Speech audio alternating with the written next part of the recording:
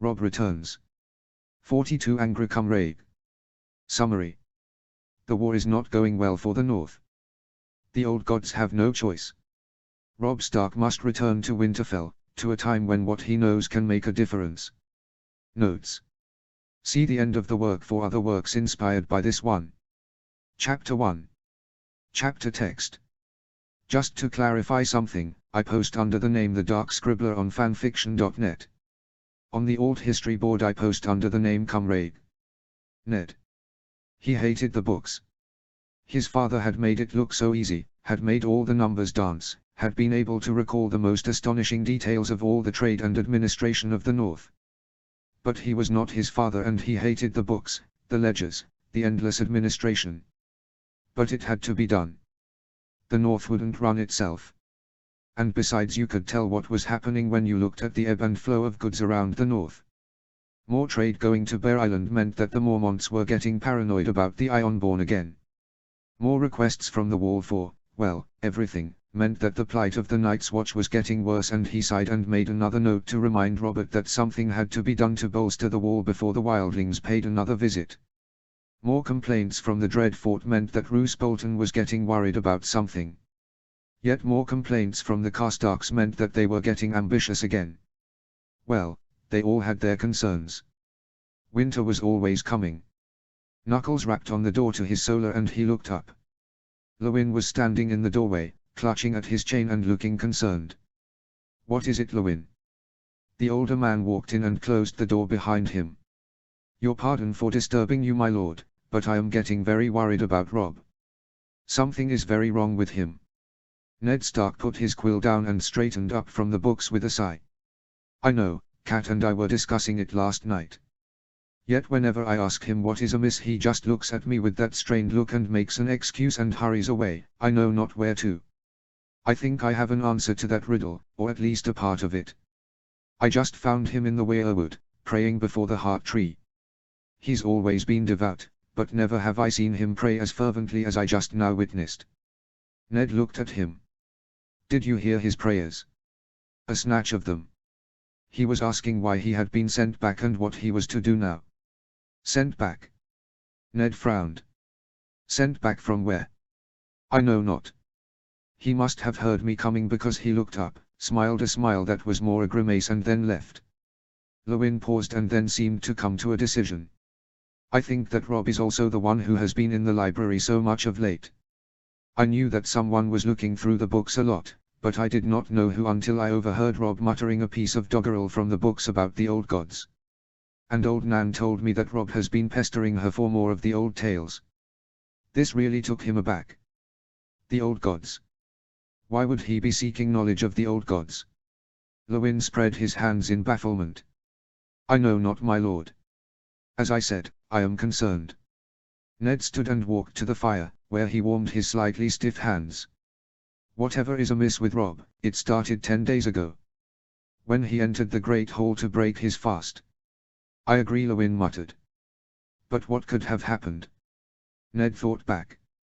He had been breaking his fast that morning with Kat and his family, along with Jon and Theon.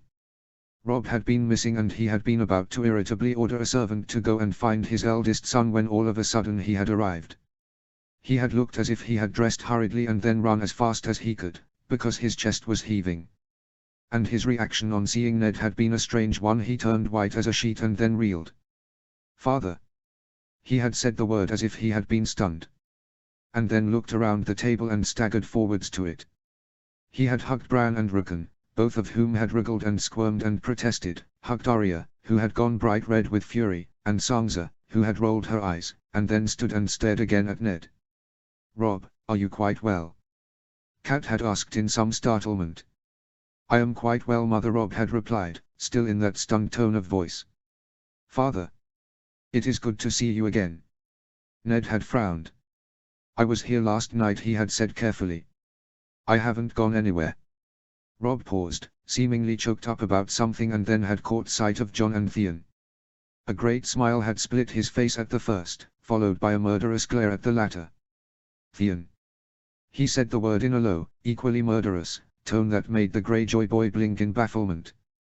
Robb had then paused, collected himself visibly and then sank into his usual place, before eating quickly and as if his mind was on anything but the food. And then he had left, leaving everyone staring after him worriedly. Your children have been asking after him a lot, my lord. He brushes them off, but they are as worried. He avoids Theon Greyjoy as if he is diseased. And Jory Castle has told me that he found Robb staring from the outer wall of Winterfell in the direction of the Wolf's Wood, muttering under his breath.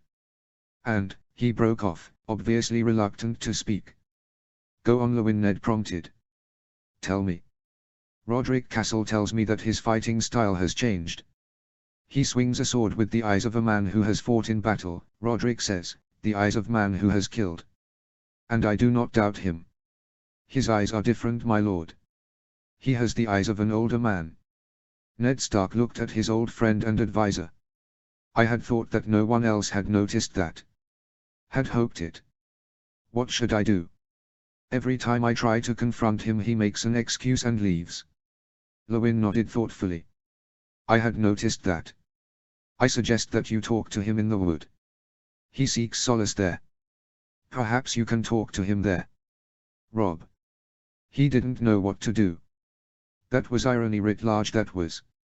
He had commanded thousands of men in battle, he had routed Lannister armies like chaff on the wind, and now he was reduced to sitting in the Weirwood and thinking up mad desperate plan after mad desperate plan, only to abandon each one as impossible. How had he gotten here?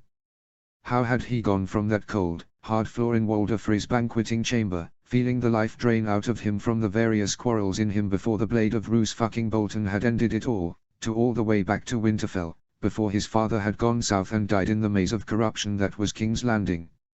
How had it happened? Why had it happened?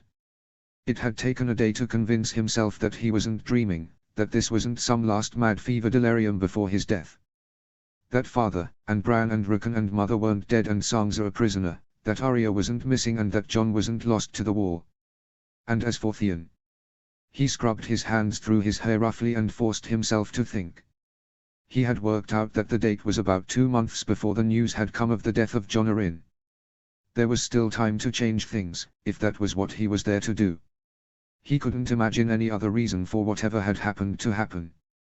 And he had wasted 10 days of precious time, one of which had been spent on the wall, trying to sense Grey Wind. The problem was that he couldn't think of any way to warn father.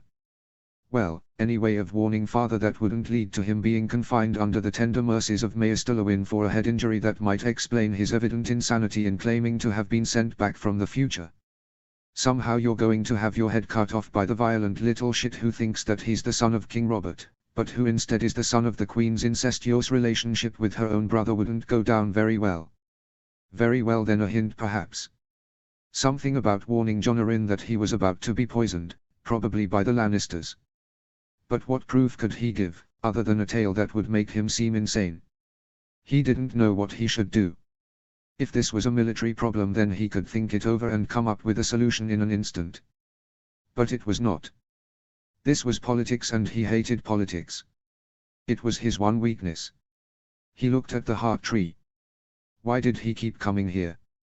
He had tried praying, to no avail. If the old gods spoke to him then he did not hear them. The books were next to useless, speaking of rumor and folk tales and old sayings. He could sense something in them though, hints left by men dead centuries ago. Tales of magic. Lewin would scorn them, but what else but magic could have brought him back? Old Nan's tales had been no better, not really. Tales that had been told and retold down over the centuries had weakened them, drained the truth out of them. But again there were hints here and there. The children of the forest. The others. Tales of dread and awe. Once they must have been words to hear and learn from. Now they were little more than empty ramblings. Robb stood and walked to the heart tree. He knew, somehow, that it was important. He could feel it. Someone, something, had brought him back. Something linked to the heart's tree and the old gods. Something with power. And power needed strength. Not strength of arm, but strength of will perhaps. Belief. He needed to believe. Was that it? He knelt before the tree and then placed a hand on the bark. Who are you? He thought desperately, why have you done this? How can I persuade my family that I am not mad, that I have seen the future and how terrible it is? How can I protect my family from the storm that is coming? How can I protect the North? Nothing happened and he faltered for a moment. And then he stopped and sent out his appeal again, from the bottom of his heart, with everything he could summon. Help me. I don't know what to do. Help me.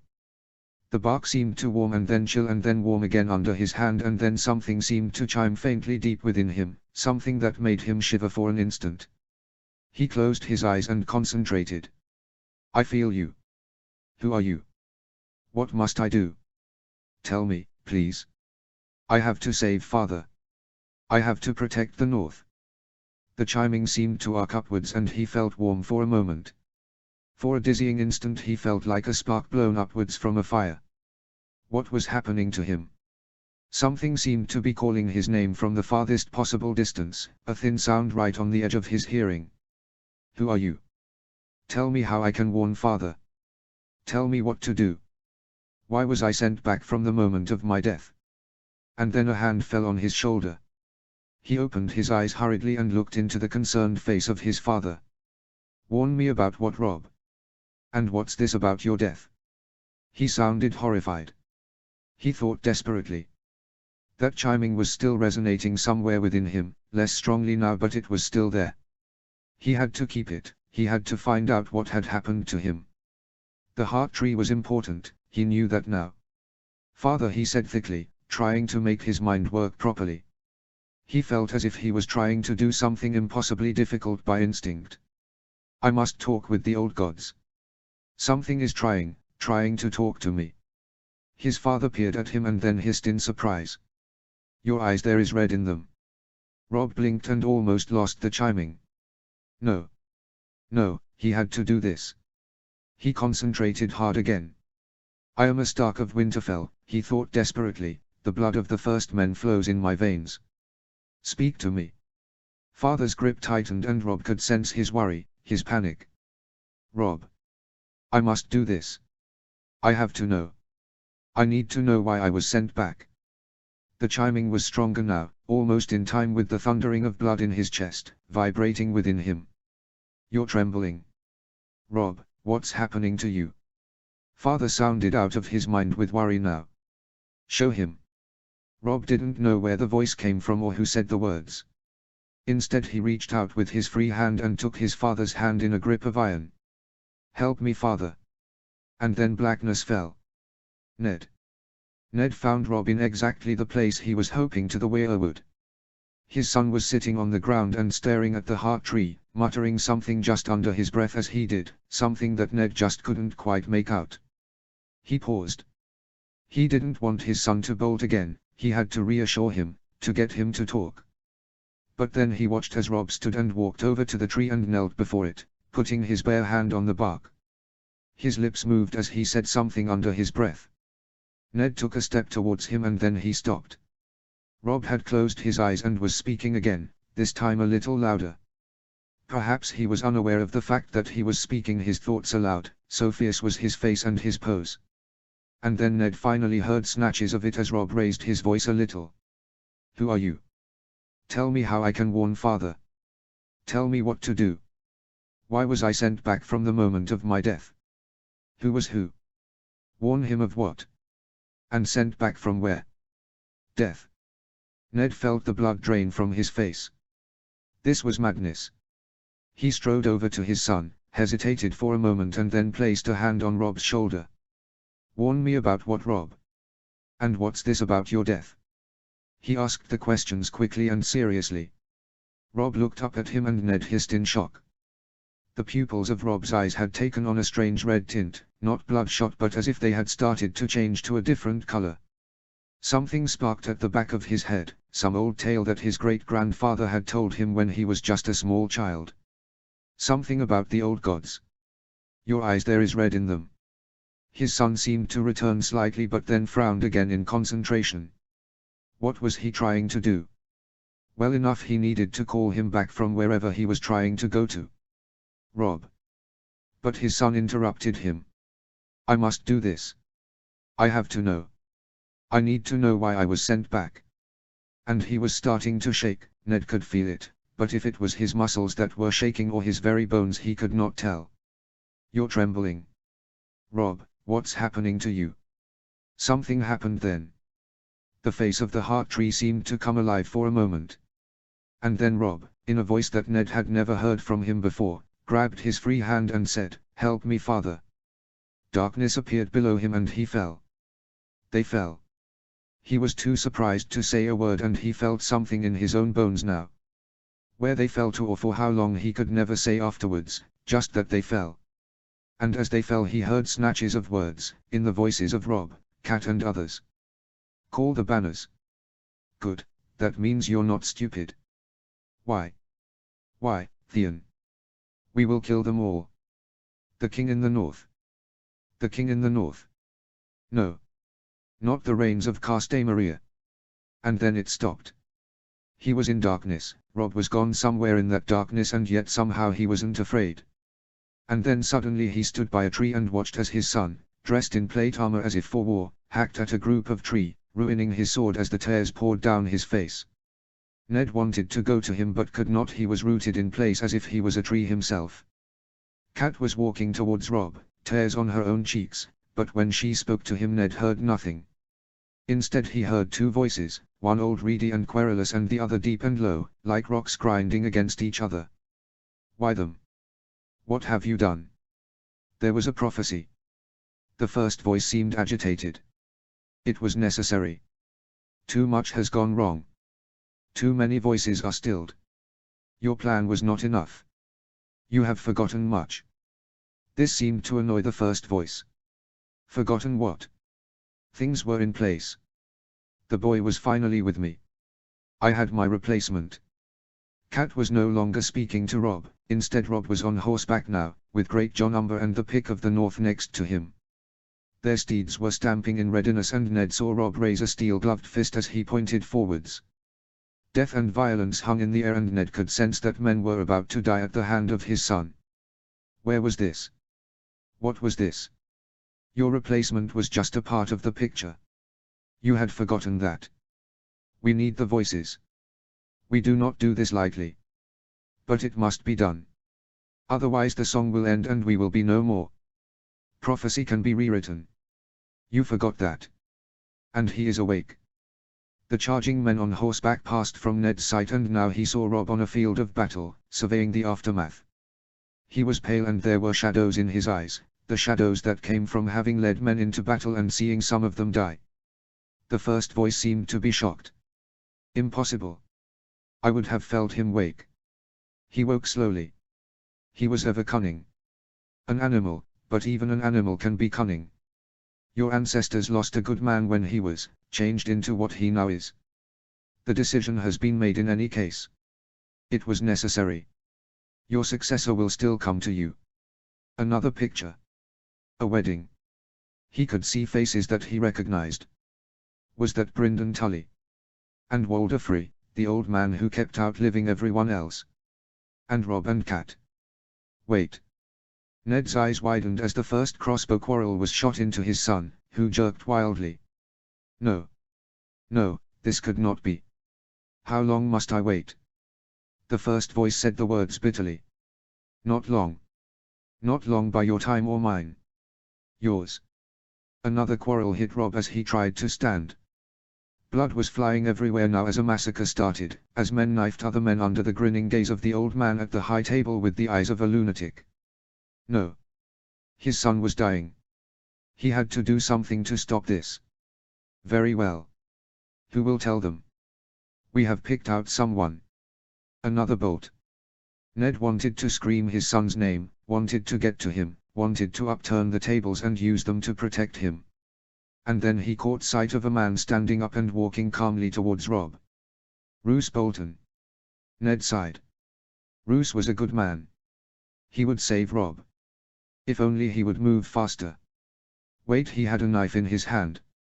And his eyes were alive in a strange mad way, with a glitter and a look that Ned had never seen before. No. No, he would not. Jaime Lannister sends his regards. The knife went home. And blackness fell again. When Ned opened his eyes again he was on his knees in a weirwood of stone. Everything was stone, the trees, the moss, the ground. Overhead the sky was overcast. And there were statues of men everywhere, dressed in a variety of armor. Some wore skins like the hill tribes. Some wore crude armor. And some wore plate, but an ancient variety. All held grounded weapons, with their faces turned down to face the earth. Ned stood shakily and then took an equally shaky step. Where am I? He might as well have asked the wind, which was present. In a place where words mean something, said a voice, and he turned to see an old man step out from the trees.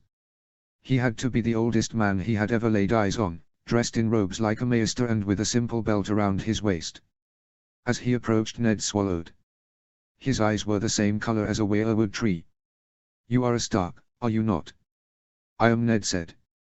I am the Lord of Winterfell, Ned Stark. The old man looked him up and down and sniffed caustically. So this is what my family has become. It is of no matter. You are a child and you have forgotten everything of consequence. A stone wolf indeed. Ned blinked. You are a Stark, he looked at the old man again. Yes, there were traces of the Stark features beneath all those wrinkles.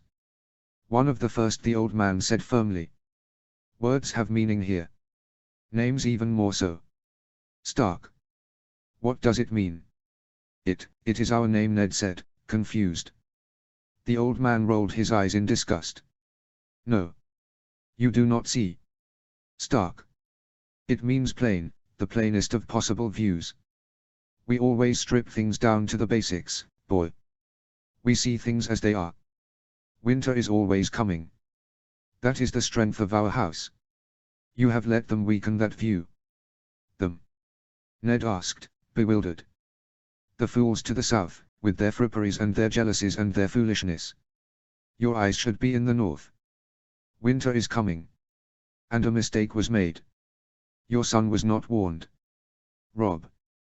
Where is he? I was with him in the weirwood. What happened? The old man growled. Listen to me, you foolish boy. You child. Winter is coming. That is why the old gods brought your son back. Back from his useless death in the south, back from the foolishness that killed so many good men of the north. Death marches on the wall. Death and worse. Ned stared at the old man. Who was he? Bran the Builder. Garth Greenhand. Then he swallowed. What could be worse than death? The old man smiled. At last, a good question. The others are coming, boy. They are awake again. The north must be ready, but to do so the south must be at peace. Listen to your son and his tale of woe, listen to his tale of what went wrong. Prepare. You must be ready. They did this, they brought him back. Ned felt the hairs on the back of neck stand on end. He was being watched by a great number of eyes. He could sense them. Who are they? The old man looked over his shoulder and then smiled. See for yourself. And then he faded from sight, like fog on a hot day. Ned paused for a moment, looking at the stone trees around him. And then he turned. The statues were all looking at him, their eyes filled with green fire. They were old, he could tell just by looking at them, eons old. The stone beneath him splintered and then cracked, and he let out a wordless cry as he fell into the darkness again. When he woke he was by the heart tree again, sprawled on the grass as if he had been sleeping. Robb was still kneeling next to him, one hand on the trunk, his eyes closed in exhaustion. Ned swallowed and then finally croaked, Robb. His son jerked slightly and then opened his own eyes. F.A. father. He stood, slowly, feeling as if every muscle and bone in his body had been strained. We must talk. Now. In my solar. Lewin. There was always something to be dealt with in a place like Winterfell. There were ravens to be fed, messages passed on, people's illnesses treated and 101 other things. And yet that didn't make the worry about young Robb go away at all. He turned a corner and then stopped dead in his tracks. Ned Stark was helping Robb down the corridor, or rather half dragging him, with one of Robb's arms draped over his father's shoulder. Robb's head hung low and Lewin could not tell if he was awake or not. Judging by the stumbling feet he was suspended between awake and asleep. My lord. Llewyn exclaimed as he scurried over and supported Robb on his other side, draping the other arm over his own shoulders and supporting the exhausted youth. What happened? Found him in the weirwood, Ned gasped, and Llewyn looked at him sharply. The man looked as if he was exhausted himself and... My lord, your eyes. What of them? There is a redness to them. In your pupils. Ned sighed. I feared that. Hopefully it will fade. Robb will have it as well. They reached the door to Ned's solar, which Ned opened with one hand. They brought Robb inside, deposited him in one of the chairs, and then Ned sank into his own chair with a groan. You should see to Robb. Llewyn was already doing that even as Ned spoke the words. He noted the weariness in his face and then gently forced one eye open. Yes, there was red in his pupil as well, but it was fading even as he looked at it. As for the rest of Robb, there were odd scratches on one hand and his knees were damp from dew. He seems fine but totally exhausted, my lord. Then he looked at Ned. As do you. The redness in your eyes is going, as it is in Robb's. My lord, what happened? The Lord of Winterfell passed a shaking hand over his beard and then smiled wryly before standing with a groan and crossing to the table in the corner, where he poured 3 goblets of wine. Get that in him, he commanded, and then have some yourself. You'll need it. He handed the goblets over and then drank from his own. Llewyn placed the container to Robb's lips. Robb, he barked. You need to drink this. Robb. Open your eyes. The youth groaned like a sleepy child but then obediently opened his mouth and drank. There was more than a hint of splutter as he did so, but the wine seemed to refresh him a little. Llewyn looked him over again and then sipped his own wine. Why will I need this? It isn't every day that you hear that 2 people have talked with the old gods. Ned said the words with the utmost seriousness as a deeply shocked Llewyn stared at him. The old gods. Ned nodded somberly and then looked at his son.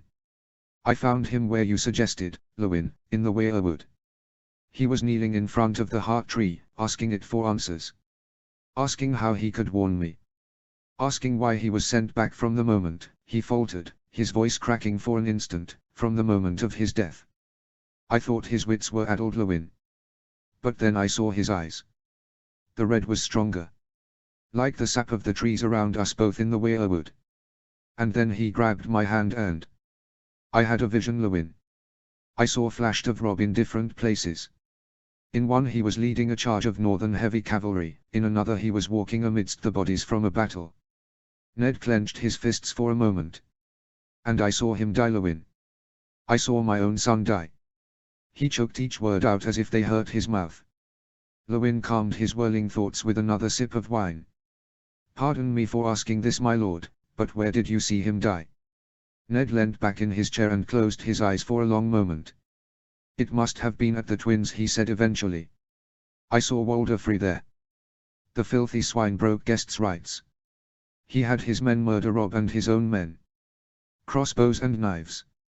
And, he hesitated again. I saw who wielded the knife for the killer blow. Roose Bolton. Llewyn felt his eyebrows fly upwards. Lord Bolton. The Lord of the Dread Fort. Why would he kill your son? I know not, Ned grated. I know that he is loyal to me, but the Boltons used to fight the Starks for the right to lead the North in the Age of Heroes. And old dreams die hard. I heard voices as well, saying that things had changed, that things had gone wrong, that things needed to be changed, that too many voices had been stilled. That's an old phrase, Llewyn, my grandfather used to use it. When voices are stilled, people have died. And then. Llewyn prompted gently. And then I think I met one of my ancestors, Ned said with a wry smile. Mad as that sounds. He said that I was a child, that my eyes were in the south and not on the north. He said that the north needed to be strong and that the others have returned. A silence fell. Well, this was a strange tale indeed. My lord, he said carefully, you must admit that this is an outlandish tale. If anyone else had told me of what you have seen, I would dismiss it as the ravings of a madman, especially as the others have not been seen in thousands of years. Speaking as a maester, my training tells me that what you have said cannot be true. And yet I am of the north. And I witnessed the redness in your eyes. He stroked his chin thoughtfully. I will send a raven to the citadel at Old Town, to ask if the glass candles are burning again. Ned looked at him carefully. You have always said that magic is impossible now. Not quite, my lord, Lewin said with a wintry smile. I just said that I cannot practice it as I have never seen it. And yet, something is changing. I can feel it in my bones. I have had the oddest feeling of being watched in the Weirwood. And your tale disturbs me. If the old gods are taking an interest in the deeds of man again. Ned nodded. Send a raven to Castle Black as well. I need to discuss this with Benjen. He pulled a slight face. That is if he won't try and have me treated by you for madness. I need to find out what's happening at the wall. And then I need to talk to Robert to strengthen the Night's Watch. God knows that it's been neglected. Father. They both turned to see Robb starting to stir. Lewin cast an eye over the young man. Yes, he was waking. Robb. He remembered seeing his father at the heart tree. And then the darkness and the visions. Flashes of his life and his death. And then his father in a forest of stone trees, talking to an old man. And then darkness, with flashes of a sense that he was being dragged somewhere and told to drink something. When he woke again it was to the rumble of voices. Father. It was father. And Lewin. They were talking.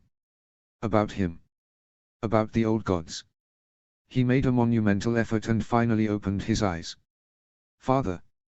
That simple word seemed to take all his strength. Robb. Drink some of this, Lewin said quietly as he handed over the third goblet. How do you feel? Tired, Lewin. Father, what happened? Father leant forwards. The old gods, Robb. They spoke to me. What do you remember? He sipped the rich red wine slowly as he cast his mind back. Parts of my life. The charge at the Battle of Oxcross. The day after the crag. And, he closed his eyes for a long moment. The wedding at the Twins. Where? Where you died, Robb. I saw it. His father looked at him gravely. The old gods have sent you back. And now I must ask, I saw you and your mother in those visions. But not myself. Where was I? Robb drank more wine and then scrubbed at his eyes. You were dead, father, he said hoarsely. You were dead. Lewin and father shared a long and horrified look. How? Father said quietly. It's a long story, Robb replied. He felt stronger now. It will start soon. In about 2 months word will reach you that Jonarin is dead. And that shook father, who blinked and then drank his own wine with a trembling hand. What caused it? Mother will get a letter from Aunt Lysa, claiming that it was poison. And now father's grief gave way to anger. Poison? Who would poison him and why? Aunt Lysa said it was the Lannisters. Father, the king came north to name you his hand. You agreed and went south to King's Landing. And you never left there. There was a plot by the Lannisters, something we think that Jonarin must have discovered. He looked over at the closed door and then leant forwards. King Robert brought his children here. Including Joffrey, who is cruel and mad.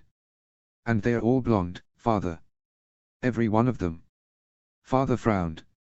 I don't understand. King Robert's bastards are all black of hair. His brother Stannis sent word of this. Why should his bastards be black of hair and blue of eye, but his children blonde of hair and green of eye? Especially when every time a Baratheon has married a Lannister the Baratheon blood has won out. Father frowned at this, but it was Lewin who caught on first, sitting back as his eyebrows flew up to where his hairline used to be. Oh, he breathed. And then again, oh. Father looked at Lewin and then made the connection in his own mind. Oh hell, he muttered. All of them are bastards. None of them are Robert Skett. According to Stannis their real father is, well, the Kingslayer. Sir Jaime Lannister.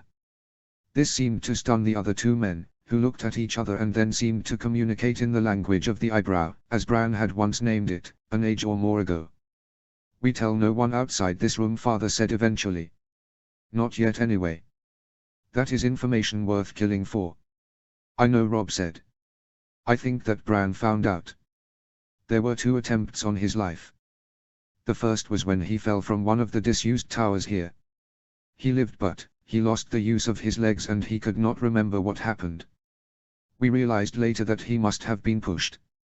The second was later, when a man with a dagger made of Valyrian steel tried to stab him in his bed. Mother and his direwolf Summer stopped him. Father had turned a nasty red color now. Someone, he said in a voice of thunder and barely restrained violence, tried to kill my son. Tried to kill Bran. Jaime Lannister. That oath-breaking smirking murderer. I'll kill him when I see him. Peace, my lord, peace, Lewyn soothed with a raised hand. You cannot kill a man for something he has not done yet. And Robb, what direwolf? He sighed and wished that Grey Wind was there with him right now. He had the oddest feeling that the direwolf wasn't too far away now. The day you heard that Jon Arryn was dead, we witnessed your execution of a deserter from the Night's Watch. On the way back, by the bridge, we found the body of a direwolf bitch who had whelped just after being gored by a stag in the neck. There were 6 pups, 1 for each of your children. You wanted to kill them, but Jon pointed out that it was a sign from the old gods, the direwolf being on the banner of House Stark.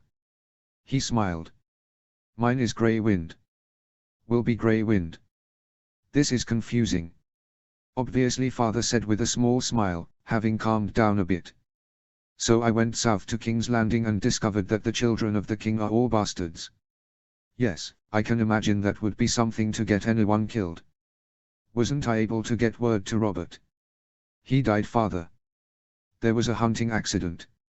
Apparently a boar charged him and he wasn't able to get his spear down in time. That doesn't sound like Robert at all, father rumbled as he leant back in his chair. Well, Robb said with a wince, he's not the man you knew, father. He's changed. He's, well, fat. Father stared at him. Robert. Fat. Robb nodded. He drinks too much and he eats too much and he, well, when he came here he wore half the whores out and fathered at least one bastard amongst the women servants that mother knew of. His father closed his eyes and passed a weary hand over his eyes. Then he paused. Why only half the whores? The imp, Tyrion Lannister, took care of the other half. But King Robert died, and when you tried to pass the crown to Stannis, the Lannisters conspired against you. You were arrested for treachery. And even after you agreed to take the black after publicly saying that the accusations of bastardy and incest were false, that little shit Joffrey broke his word and had you executed at Baelor's September. In front of Sansa, who became a hostage instead of Joffrey's prospective bride. And I called the banners, father. The North rode to avenge you. He looked at the ground and then closed his eyes. They proclaimed me king in the North and we marched to save the Riverlands. I won every battle, but I still fucked it up. I'm good at war, father, but not at politics. To get the army over the river at the Twins I had to agree to marry one of Walder Frey's daughters. But after one of the battles I met Jane Westerling. And married her. That lost me the phrase. And I made the mistake of sending Theon to Pike to persuade his father to send his Ironborn against the Lannisters. He turned his cloak and obeyed his father's orders to attack the North instead. Theon took Winterfell. Burnt it. And killed Bran and Rickon.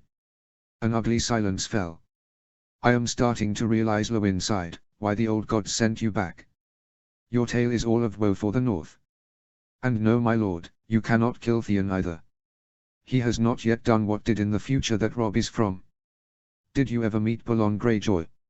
Father asked. Robb shook his head. Ah, that was your mistake then. A dark and cruel man, Balon Greyjoy. Theon is a good lad, but there are times when I think that he wants to be Stark but then remembers that he is a Greyjoy. And he glorifies the Ironborn way without understanding it. No wonder he turned his cloak. The poor lad was probably overwhelmed. He stood and then walked over to the window where he stared at the landscape. It seems that I have been neglecting your education, my son, father said eventually. You know how to lead an army, it seems, and to swing a sword. The politics of leading men and treating with the scum that exist out there, well, that will be your next part of your education. I am only sorry that I did not do this before. He turned and sat down again. So, the manner of your death becomes clearer. Lannister plots everywhere, Walder Frey annoyed with you breaking a contract of marriage, as he saw it, and parts of the North in the hands of the Ironborn. No wonder Roose Bolton conspired against you. You were the last male Stark, and at last he had a chance to place House Bolton at the head of the North. He found tears coming to his eyes. Father, I have missed you so much. His father smiled at him. I am sorry that I was not there to help you. You must have had so many questions. Then he leant back in his chair and rubbed at his eyes. Well, I am weary, so you must be too. And I have a lot to think on. In a way, the timing of the old gods is appropriate. In a week it will be the new year, even if summer continues. And as we know, winter is coming. The new year was coming, he had forgotten that. And then something sparked in his mind. Father, we must send word to the Dread Fort. I think I know how to gain the lasting loyalty of Roose Bolton. If we act quickly, we might be in time to save the life of his son, Domeric. Theon. The arrow thunked into the center of the target, and Theon looked over at old Sir Roderick, who was pursing his lips slightly in thought. Then the old man sniffed mightily and then nodded slightly. Good enough, he said gruffly, which coming from him was a compliment of the highest order. Keep practicing, lad. Time might come when you'll need that bow in anger. And then he swept away to talk to Master Lewin, who was waiting with the blacksmith. I wish I could loose an arrow like that, piped Bran next to him. The pup's latest efforts were still all over the place. Theon looked down at him with a small smile, before relenting. You'll get better, he admitted. It took me time to get that good. Takes a lot of practice. Bran nodded mournfully, before looking back up. Theon, what's wrong with Robb? He snorted, plucked another arrow out of the quiver and then sent it into the target. Don't ask me, I'm just his friend, or at least I thought I was. You're his brother, haven't you talked him these past 10 days? Because all he seems to do is prowl around and hide in the Godswood when he thinks that no one else is in it. The boy wilted. That's what he does to everyone, Mother, Father, Jon, Sansa, Arya, even me. It's like he's hiding from us. Did something happen to him? Theon frowned. No.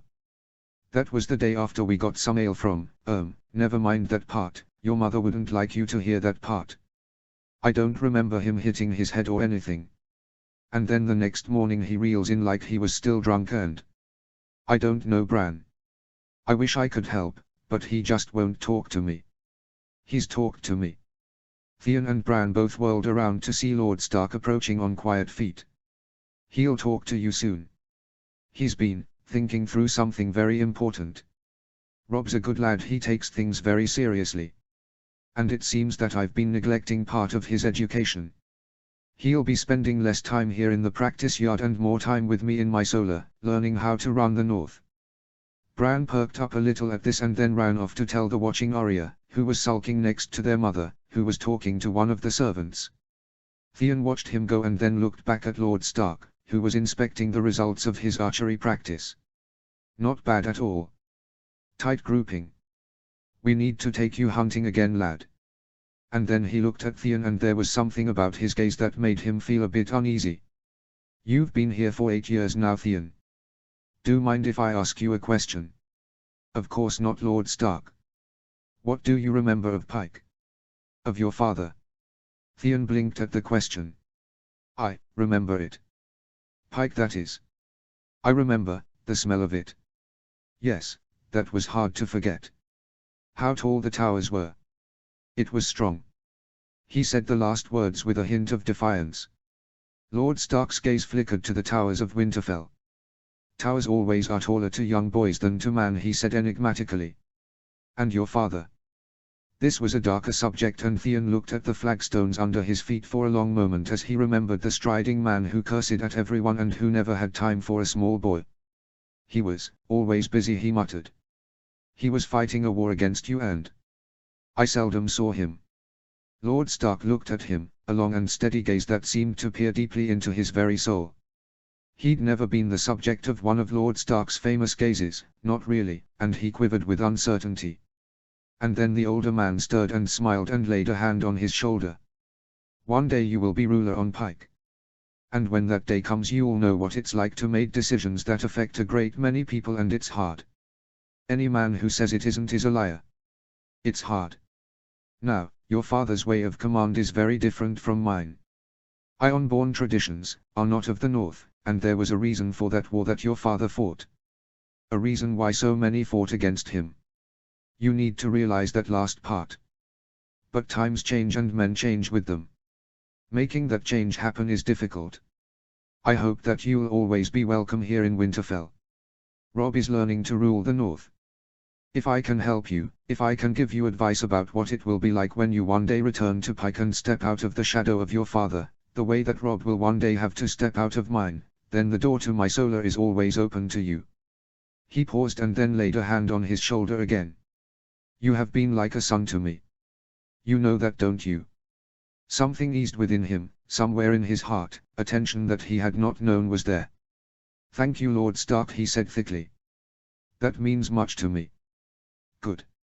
Now back to your practice, or Sir Roderick will chastise me for distracting you. Where'd Bran go? Theon turned and smiled. Off to see Lady Stark. Well, at least he's not climbing the walls, Lord Stark said with a frown. Theon, if you see him climbing, tell him, in my name, to climb back down and stay down, will you? I will, but I doubt it will stop him. He's like a squirrel at times. Even a squirrel can fall. And with those worried words the Lord of Winterfell strode off. Theon watched him go with a look of total seriousness. There was a man to admire. Domeric.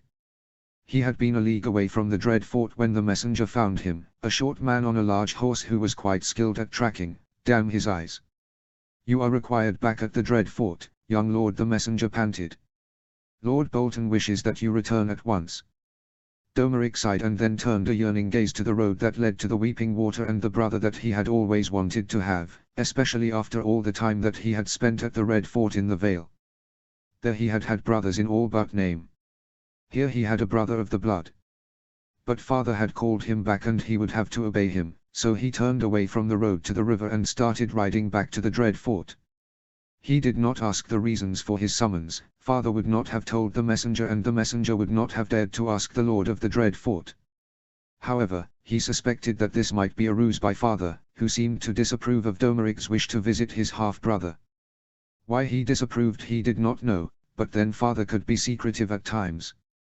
The towers of the Dread Fort appeared first on the horizon and he suppressed another sigh. He loved his home and he respected father, but there were times when the shadow of his family's past hung heavy on him. The banner especially. A flayed man, a symbol of the times when his family had had men flayed alive. The Starks had stopped that practice, but he sometimes wondered if his father ever thought about it. He certainly saw a great deal of importance in being respected, sometimes even feared. And the very name Dread Fort, it spoke of fear, not honor. Not that he would ever speak of such things to father. One day he would be lord of the Dread Fort and on that day he would build anew. Not before. The small party clattered in through the gates, Domeric acknowledging the salute of the master-at-arms as he did so, and then he made for his stables, where he kept his horses. A boy came out to take the reins after he had dismounted, but Domeric took the time to check that the horse was sound in wind and limb and especially in hoof. His time in the Vale had taught him that your steed could be as important as your sword, and he thought fond thoughts about Lord Redfort and his lessons on horses as he tended to his mount. He found his father in his solar, reading from a small stack of documents. He was dressed in his customary black jerkin and he looked up when he heard the sound of Domeric's boots approaching. There you are. You were heading towards the Weeping Water. He did not say it as a question, but as a statement of fact. He could not deny it. Yes, father. I told you not to contact your half-brother. Yes, father. I am sorry, I was curious about him. Father carefully placed the document he had been reading down on the pile and sighed softly. You should not be curious about him. One day I will tell you why. That day is not today. He said the words in an even quieter voice than normal, as if he was trying to repress some strong feeling on something. Then he looked up. You are summoned to Winterfell. Domeric blinked at his father.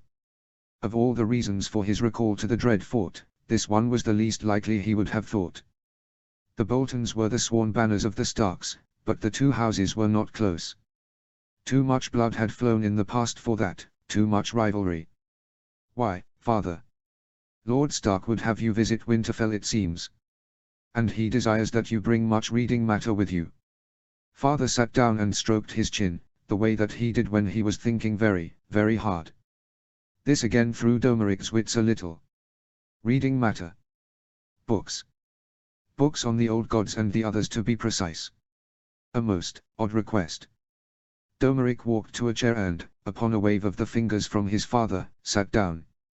I would have thought that Winterfell would have been the natural place for books on the old days and the time of heroes. A slight upturn of his father's lips showed that he was amused. Yes, but House Bolton has many old tomes as well. Many of them make little sense as they are so old, but we have always kept the records safe and dry and frequently copied them. It never hurts to keep knowledge. Even if it is little more than legends of things past. The old ones, Domeric mused. What could cause Lord Stark to require knowledge on things long dead? He paused.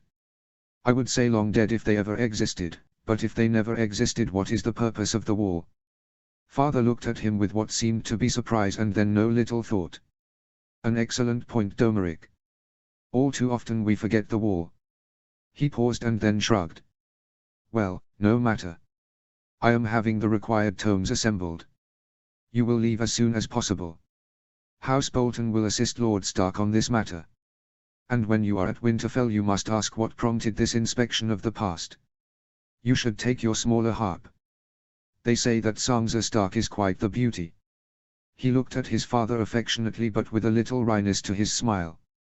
You would have me woo her, father? A Bolton courting a Stark. Father looked back at him, his small eyes giving nothing away. A Bolton always looks for any advantage. It is near time for you to marry anyway. You are my only true-born son. The name of Bolton depends on you. I would have you happy, my son. At the very least see if Sansa Stark is worthy of a song. Domeric smiled and then stood, bowed to his father and then left. Well, he had many miles ahead of him. His brother would doubtless still be in the Weeping Water when he returned. Ned. Cat was starting to suspect something. He knew it. She knew him far too well for him to hide it, and he wondered how she could have dealt with the news of his death, in that other world, in that future that he hoped so desperately to avoid. At some point he would have to tell her something. He knew not what, but he had to allay her suspicions at some point. Ned paced around his solar, like the direwolf from his house banner in too small a space. There was so much to try and avoid. It had taken 3 attempts to craft a letter to Jon Arryn that had not sounded as if he had become a fool afraid of his own shadow, and finally he had taken refuge in a few half-truths and evasions, coupled with an offer that he had been considering even before Robb's return from the moment of his death. That letter had made him feel dirty. But it had to be written. A raven to King's Landing had been out of the question from the vague rumors that had reached Robb's ears in the early days of the war. It was more than possible that Pycelle was in the pay of the Lannisters. Plus he had apparently told Cat in King's Landing that Varys had eyes and ears everywhere. No, everyone had eyes and ears everywhere in that fetid smelly cesspit of a city, and that the ravens were being watched. A letter openly telling even so powerful a man as the Hand of the King that there was a possible Lannister plot afoot to poison him would never reach him. He hated this. He hated the machinations and double-dealing and the lack of trust. How Robert lived in that bloody city of traitors and self-serving men with no morals escaped him. But he had to try and save Jon. And so Jory Castle, a man that he trusted with his life, was on his way to White Harbor, escorted by a small group of men whose sole job was to get Castle to Wyman Mondaily and request the fastest possible ship down to King's Landing. Hopefully Castle would get to Jon in time with that all-important letter. He wished that Robb had been able to tell him his terrible secret earlier, but that was water under the bridge by now. He paused and stared out of the window as he thought everything through yet again. If Castle was too late to prevent Jon being poisoned, then Robert would come north to offer him the position of Hand, a position that he had absolutely no intention of taking up. He knew Robert he would press him hard to accept. And had a good reason to turn the offer down, a reason that required no mummus act or honorless lies.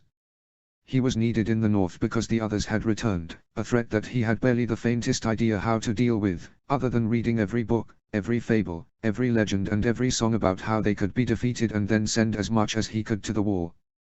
There could be no war. Instead the South needed to send what it could north. And if Robert came north, then they would come north too, the children who were not the blood of Robert Baratheon, as well as the queen and the faithless shell of a king's guard who had now betrayed 2 kings. He had an idea of how to deal with them. It would break Robert's heart, but it would have to be done. If they came north, that is. What if Castle got there in time though and stopped Jon Arryn from dying? What had Jon's plan been? How could he stop the war? Ned ran a hand over his eyes. He knew not. All he knew was that as long as Bran was protected, then another thread from that future that could never be would be pulled. Bran would not be hurt if his plan worked, so there would not be another attempt on his life. Cat would not go south to tell him about it, and she would not encounter Tyrion Lannister and start the terrible chain of events that would see Tywin Lannister muster his forces and start to move east before anyone else had a chance to call a single banner. If. That tiny but significant word. He and Lewin had questioned Robb closely, asking about the smallest things. Robb had not known everything, or had sometimes heard something through a person who had heard it from somewhere else. Whispers in the wind, and he knew that such whispers could sometimes stray far from the truth. Well, this much he knew: he had sent a raven to Castle Black requesting the immediate presence of Benjen. He had a lot to tell his brother. And then there was that other matter. It had been weighing on him over much of late. In the future that Robb had come from, he had never had the chance to tell young Jon the one thing that he had always wanted so desperately: who his mother had been. Yes, he had kept the promise, despite the hurt that it had caused Cat. It had had to be done. He turned and paced about again. This would have to be done, carefully. After much thought. And after a talk with Bran about the fact that he was now banned from climbing the walls of Winterfell. He frowned. His son would not love him much for this. But it would have to be done. And as for Jon, well, that would be a different kind of hurt. Knuckles rapped on the door to his solar and he turned to it. Yes. The door opened to reveal a messenger. Your pardon, my lord, but the Dorwardens have sent word a party of horsemen approaches, coming from the east. They bear the banner of the Dread Fort, of House Bolton. Ned nodded. They are expected. I will come down now. As the man scurried away, he felt his heart lift a little. Hopefully it was Domeric Bolton, who in the future that Robb had come from had died suddenly of an illness.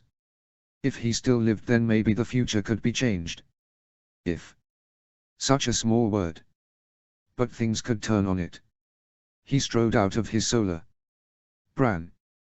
At least Robb was back to his old self. More or less. For some reason he hated seeing him climbing on the walls and would either call him down or would hide his eyes as if the sight pained him. Which was odd. Robb had seen him climbing before and it wasn't as if anything could happen to him, could it? He sighed and then looked up at the skies.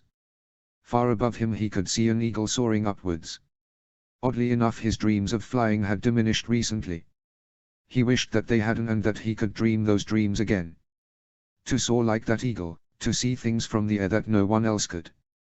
The sound of a harp being plucked, the first notes singing sweetly in the air, caught his ear and he scrambled down the wall to the ground and then dashed around the corner.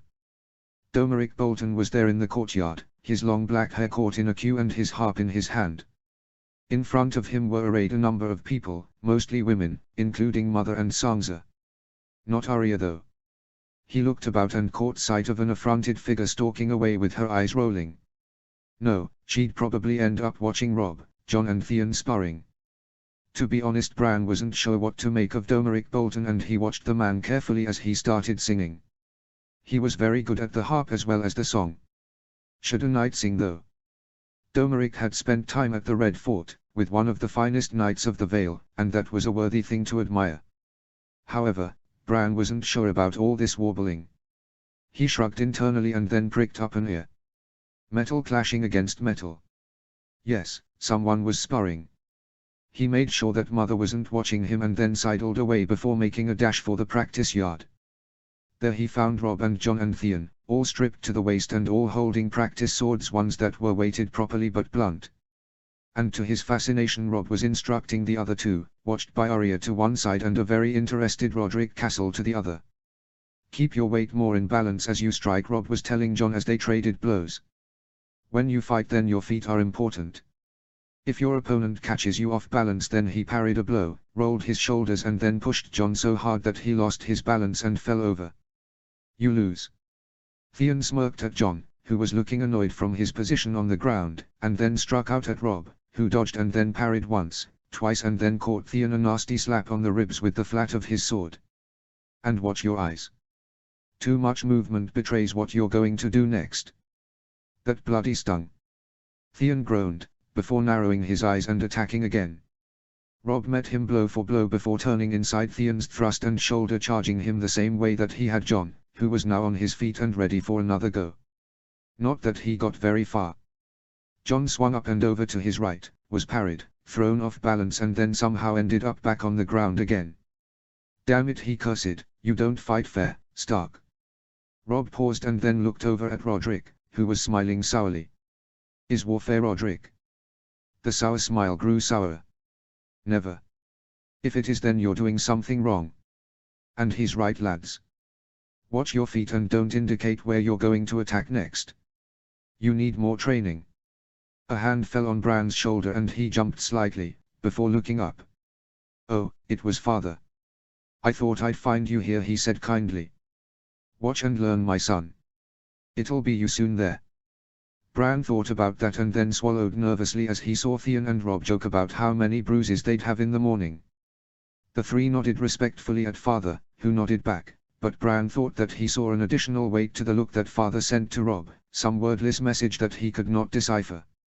Oh, not another one with the language of the eyebrow. I hear Domeric Bolton singing, Father said jovially. You do not want to hear. He's singing, Father said Bran as he tried not to roll his eyes. And playing the harp. Haven't seen him sparring yet. You should see him ride a horse, Father said seriously, which made Bran look at him quickly. He's a skilled rider, Bran. He's very, very good. If you like, I can ask him if he can pass on any lessons to you. He thought about this for a moment and then he nodded. Thank you, Father. Father smiled at him and then sighed. I need to talk to you, Brandon. Brandon. That was not a good sign at all. It meant that Father was being very serious. Even worse, Father then escorted him up to his solar, the place that was normally forbidden to anyone outside the circle of people that Father most relied upon these days. Bran sat down in the chair that Father had indicated and then looked about nervously. Then Father sat down opposite him and gazed at him levelly. Bran. Yes, Father. I want you to stop climbing the walls of Winterfell. The towers too. He eyed Father for a long moment. All right. But Father was not satisfied with that. I mean this, Bran. No empty promises. I want your word. He looked at Father indignantly and then wilted slightly. All right. He sounded a bit petulant in his own ears, but if he had to get this out of the way then he would. But again Father was not satisfied, because he stood up and walked over to one side. Before returning, Bran gulped with ice. Bran, Father said hoarsely, swear that you will not climb the walls and towers of Winterfell on ice. The sword of your ancestors. He stared at it for a long moment, as tears gathered in his eyes. This was a promise that he had to keep, a promise that Father would not forget or forgive if he ever broke it. This was unfair of Father. And then he looked up and saw the sympathetic but implacable eyes of Father. Bran reached out with a trembling hand and placed it on the hilt of ice. After a moment Father's hand covered it. I swear that I will not climb the walls or towers of Winterfell, he choked out. Father smiled at him. Thank you, Bran.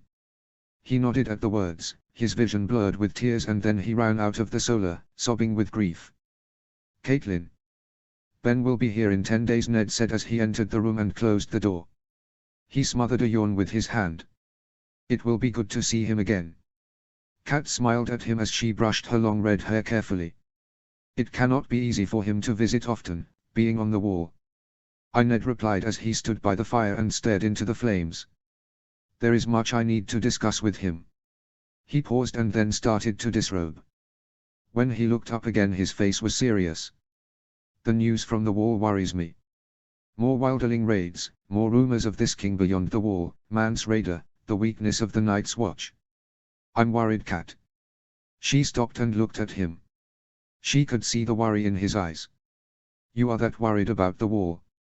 Ned nodded somberly as he slipped out of his breeches and folded everything carefully on top of the chest on his side of the bed. Winter is coming. And this winter will be different, I think. I sense it. There was a tone in his voice that alarmed her, and she stared at him for a long moment. Ned was clenching and unclenching his hands as he stared into the fire again, which was a sign that he was brooding again, which was never a good sign. She finished brushing her hair and then disrobed as swiftly as she could. Come to bed, Ned. He turned and looked at her, smiling as he did. I will. As they slipped beneath the covers, Kat remembered something. I haven't seen Bran climbing the walls once today. Do you think he finally listened? Ned sighed. I made him promise not to again. Only this time I made him swear on ice. She looked at him, startled. That was overmuch, was it not? Nay, Ned said with a grimace. He's naught but a boy. We've sought his promise not to climb again and again, and he's been tempted out of it again and again. Well, this time it must be different. He's starting to learn what it is to fight and to be a man. He must take up a man's responsibilities, and his word must stand for something. He'll keep his promise this time. I think he hates me for it, but he'll keep it. Oh, Ned, she sighed as she put her arm around him and snuggled against him. You're his father. He loves you. He can never hate you. He's young.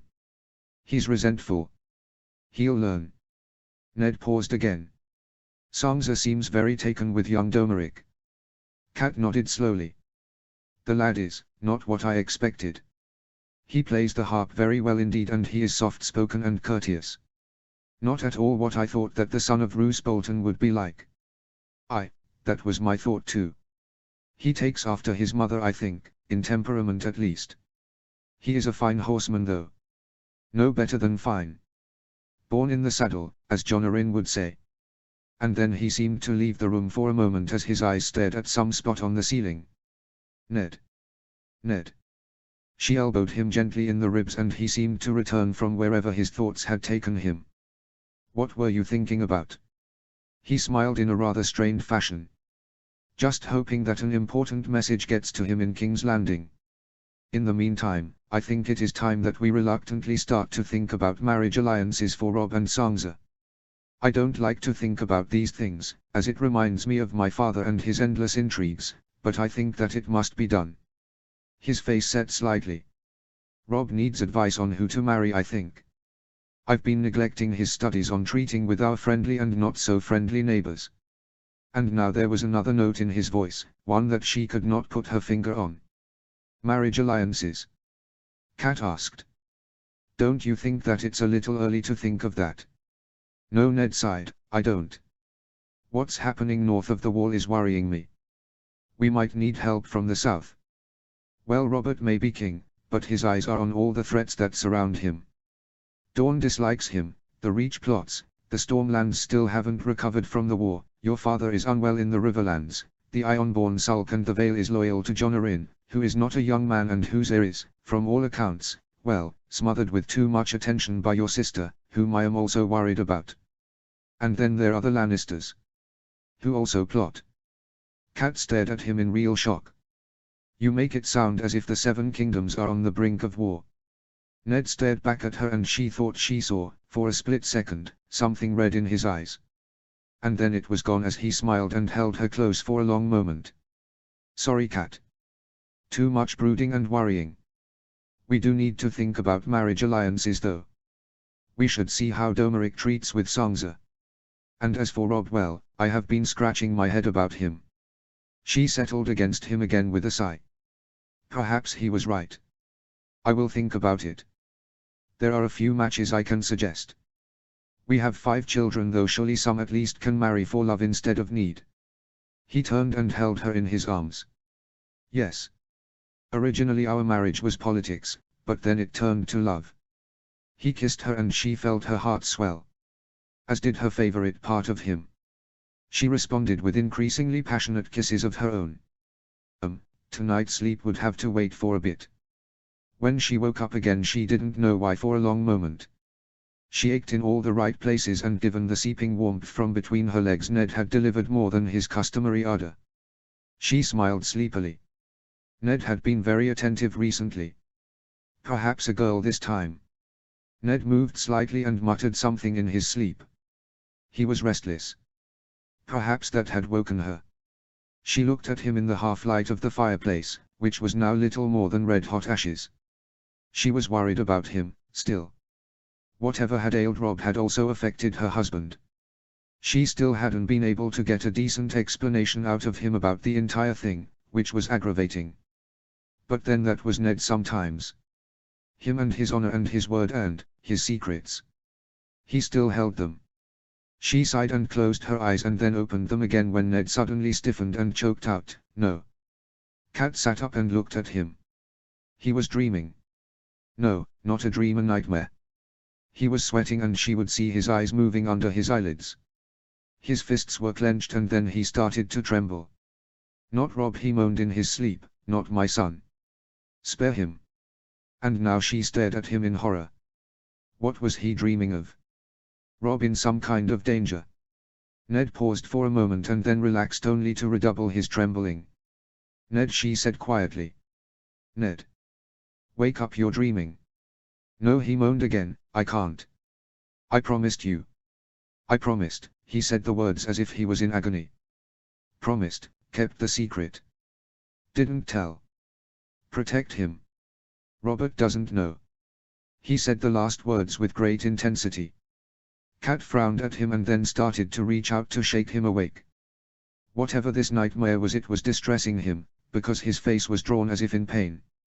She was burning with curiosity about it, but she did not want him to suffer. Her hand never got there. Suddenly he was awake and upright in bed, shouting a single name, "Lionel." Chapter 2. Chapter text. Ned. It was the first time he had the dream in years, the dream about the Tower of Joy. And before that he had relived the moment of Robb's death. That was something he'd had nightmares about before.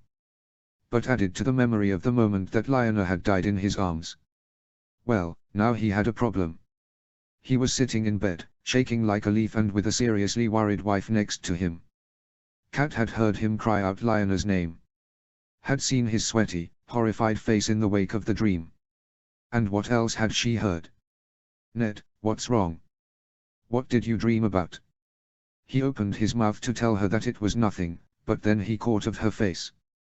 It was set in concerned but also implacable lines.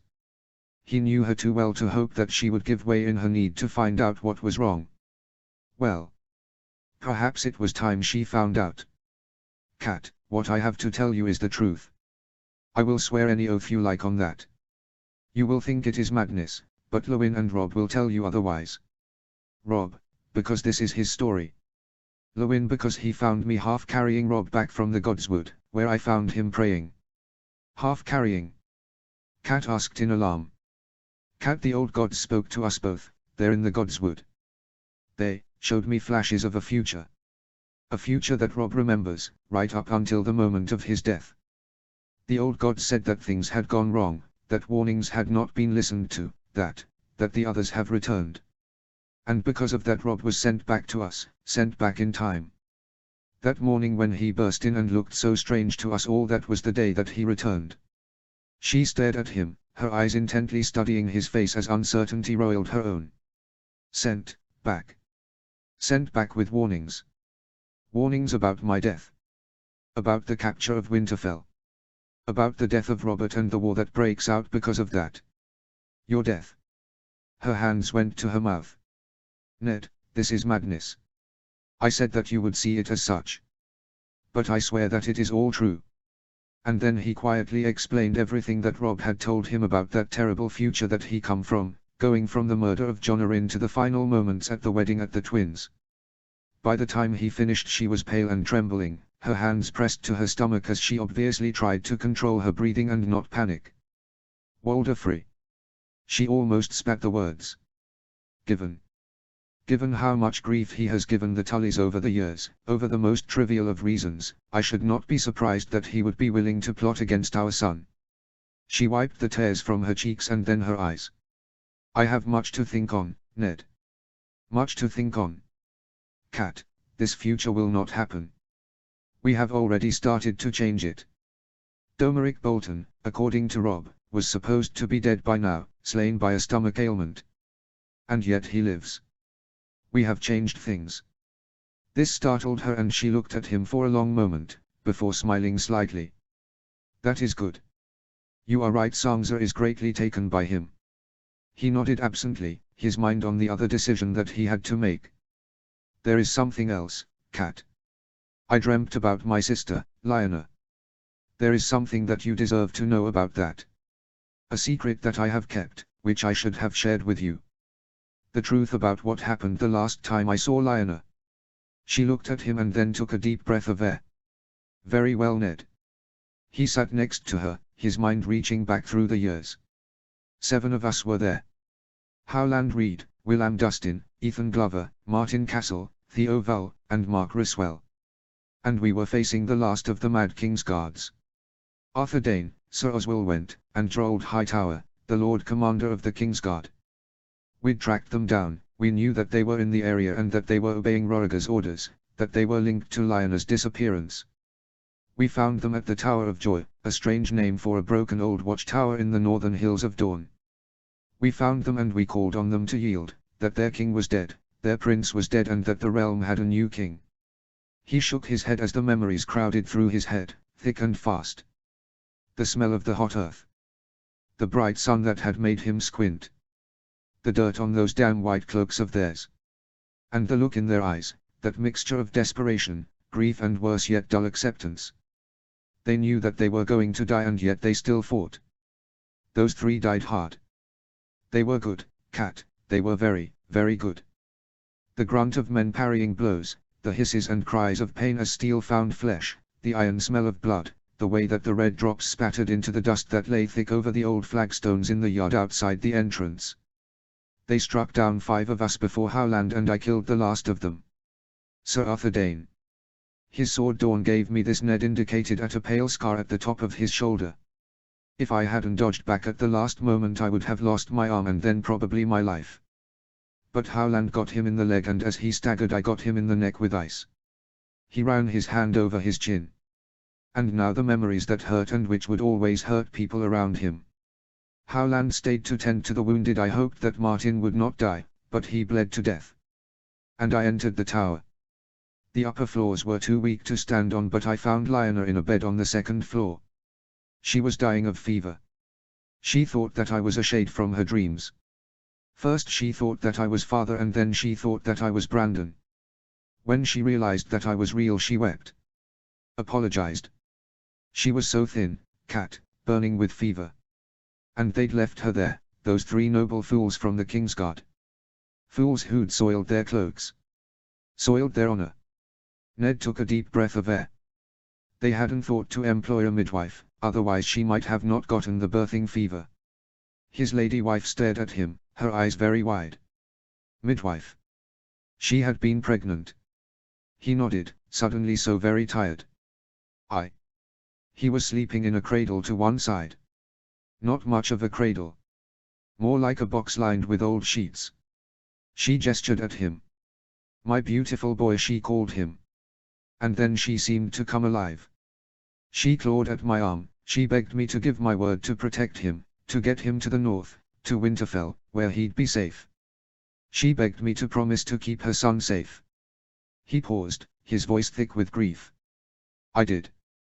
I swore an oath on the gods wood here in Winterfell that I'd keep him safe. And then she smiled and she fell back on the bed quite dead. I cried over her, I prayed to the old gods to see her spirit safely back here, and then I kissed her forehead and I picked up her son and I have protected him ever since. A silence fell, a deep and heavy one. It was finally broken by Cat. Jon is the son of Lyanna. Yes. He is your nephew, not your son. Yes, he is my nephew. She flushed with anger. Then why, my lord, have you dishonored me all these long years by pretending to have a bastard son? Why did you let me hate him so much for fear that he would one day usurp Robb? And why would you hide his? She stopped suddenly and he waited for her to work through the chain of thought. By the 7, his father must then have been Roriger Targaryen. She hissed the words as if they hurt her mouth. Yes, he said gently. And given how Robert had greeted the bodies of the murdered Targaryen children with a smile, You can see why I did not want to tell anyone about John's lineage. He may be the son of Lionel, but he is also the son of Roriger, and that last fact might doom him. Might still doom him. The only other person who knows is Howland Reed, who saw the whole thing from the doorway after Martin Castle died. And now you. He looked her straight in the eye. I'm sorry for not telling you. At the start of our marriage I knew you not. I did not know of your strength, nor did I know that our love would strengthen to the point that I could trust you with anything. I held to a promise that I made to my sister that blinded me when it came to trusting anyone, and for that, Kat, I am so sorry. Please forgive me. Kat sat there on the bed, her eyes on his face but searching for something within it. Finally she smiled slightly. I wish that you had told me long ago, Ned. So much of my dislike for young John might have been avoided. She looked at the bed. I did not know. I thought that John might be a threat to Robb, and above all I hated the woman I thought had stolen your heart before we were reunited after the war. She looked back up at him and then smiled bitterly. He looks so much like you, Ned. There is nothing of the Targaryens in his looks. That was a blessing, he replied. It helped to hide him. And there is nothing of his grandfather in him. His father was odd but brilliant. Aerys on the other hand was a monster. There is nothing of that within him. He sighed. I must tell him. It will break his heart, but I must tell him. And then we must decide what to do with him. He has mentioned joining the Night's Watch, and Robb said that that was he eventually decided to do in that dark future. He also said that in the last days of his life Robb heard that the Night's Watch was making desperate appeals for help, which I think confirms that the others have returned. No, Ned, Kat said quietly. She had drawn her knees up and wrapped her arms around them, resting her chin on her knees in the way that she did when she was thinking very deeply. Lionel's son must not go to the war. If there is one thing that your tale of woe from this future tells me, it is that we need more Starks here, to protect Winterfell. She closed her eyes for a long moment before opening them again. You must make him a Stark. Jory. King's Landing stank, he thought as his ship nosed into Blackwater Bay. It stank of people crammed into too small a space, it stank of sewers that hadn't been planned well, and above all it stank of corruption. He winced slightly as a particularly foul whiff of air went past his nose and then put it from his mind. He'd smelled worse. Pike came to mind. That had been a bad one. The small cutter that the ship had launched after it had anchored approached the nearest jetty, and he could see that very little attention was being paid to him. Well, that was as it should be. Lord Stark had stressed how important it was to be quiet and quick for this trip. It was too important to waste time. He'd been lucky it had been a fast trip south, and he'd spent much of the trip watching the land go past. He'd always liked traveling by sea, even if he was always green on the first day or so. As the cutter came to a more or less gentle halt next to the jetty, he reached for a rough wooden ladder and quickly climbed it, before looking around to orientate himself with where he was. Far above he could see the Red Keep. An hour later he was sweaty, a little more used to the stink, but above all ready to cleave the head of the self-important idiot standing in front of him from his shoulders. The Lord Hand does not see anyone who turns up at the gates to the Red Keep and says that he has a message. He is a very busy man. Give it to me and I will look into the matter. Jory fixed the man with a look. I am come from Winterfell with a message from Lord Stark, the Lord Paramount of the North, to Lord Arryn, the Hand of the King. Lord Stark charged me himself with this task. This message is for the Hand of the King alone. Not, he looked the man up and down. A Dorwardon. The man seemed to swell up like a toad. Either hand over your message or leave at once before I have guards eject you. Jory set his jaw and then pulled out a silver pendant with a direwolf emblazed on it. This, he said through gritted teeth, is the symbol of my authority. I am from Lord Stark. Stand aside and do not interfere with a messenger from the Lord Paramount of the North. The Dorwardon looked at the pendant as if it meant nothing, but the older of the two guards, who had been watching the whole thing with a look of sardonic amusement, came to attention and slammed the butt of his spear on the flagstone beneath his feet, joined a moment later by the younger one. Pass, messenger from the Lord Paramount of the North, the first guard barked, with a surreptitious wink. This seemed to floor the Dorwardon, who then looked outraged when Jory shouldered past him. How dare you? Guards, arrest that man. The guards stared at him. "Don't be a fool, man. He bears Lord Stark's mark. I've seen it before. Want to get sent to the black cells by the king when he hears that you turned away a messenger from Lord Stark." The door warden deflated completely and Jory passed on, with a smile and a nod at the veteran guard. The smell was lessened up here, perhaps because the wind blew it away, he could not say. But perhaps he was already getting used to it. He asked directions quietly and soon found his way to the Tower of the Hand, where a sharp-eyed man dressed in the livery of House Arryn was guarding the door. "I am Jory Castle of Winterfell, here with a letter from Lord Stark, the Lord Paramount of the North to Lord Arryn, the Hand of the King." The words made him seem almost pompous, but they had to be said to gain admittance. This guard at least did not quibble, but instead nodded slightly and told to Jory to wait a moment before slipping inside the tower, his place being taken at once by an equally sharp-eyed replacement. Lord Arryn, it seemed, was not a man who employed idiots. Hearing the sound of boots he turned his head slightly. A blond man with a snowy white cape and a look of sardonic amusement was crossing the courtyard. "Sir Jaime Lannister." The King's Guard flickered a glance at him, dismissed him in an instant and then paused. "I know you, don't I? I never forget a face," Sir Jaime drawled as he turned to look at him. "You were at Pike." "I was, sir," Jory said with a nod. "I was with you at the breach. We both watched Thoros of Myr go through with that flaming sword of his." The King's Guard shot him a genuine smile, like a flash of light from out of the murk. "That I will remember until the day I die. That sword terrified the Ironborn scum. Damn near terrified me as well." He shook his head at the memory. "That was a good war," he said quietly. "A war that meant something. Your name?" "Jory Castle, sir. Of Winterfell." Sir Jaime quirked an eyebrow at him. "You're a long way from home. Here to see the Hand of the King to deliver a message from Lord Stark." "Ah," Sir Jaime said ironically, "we all have our duties. Be well, Jory Castle of Winterfell." And then he sauntered off with a nod, the sardonic look swiftly reappearing on his face. Jory watched him go with a slight frown. That was a man who was dangerous. The saunter disguised a man who seemed to always be on balance and ready to draw his sword. "Castle." He turned to see the first man at the doorway. "The Hand will see you now." Lord Arryn, he could see at once, was a tired old man with more silver in his hair than grey anymore. There was something in his eyes, a strain perhaps at being Hand of the King for many years, since King Robert had taken the throne. But his back was still straight and he still moved briskly as he stood and greeted him. "So you have a message from my good brother Lord Stark?" "I do, my lord," Jory replied as he extracted the bloody thing from his jerkin. It was wrapped in a stitched leather wallet and he hadn't let it out of his sight during the entire journey south. "Lord Stark also gave me a verbal message. He said that every word within is meant truly. And that I am to wait in King's Landing until you have a reply for him." Lord Arryn frowned a little, inspected the wallet carefully with a raised eyebrow and then pulled out a small knife and opened it, before tugging out the letter. "Ned," he muttered, "is being cautious." And then he broke the seal and read it over.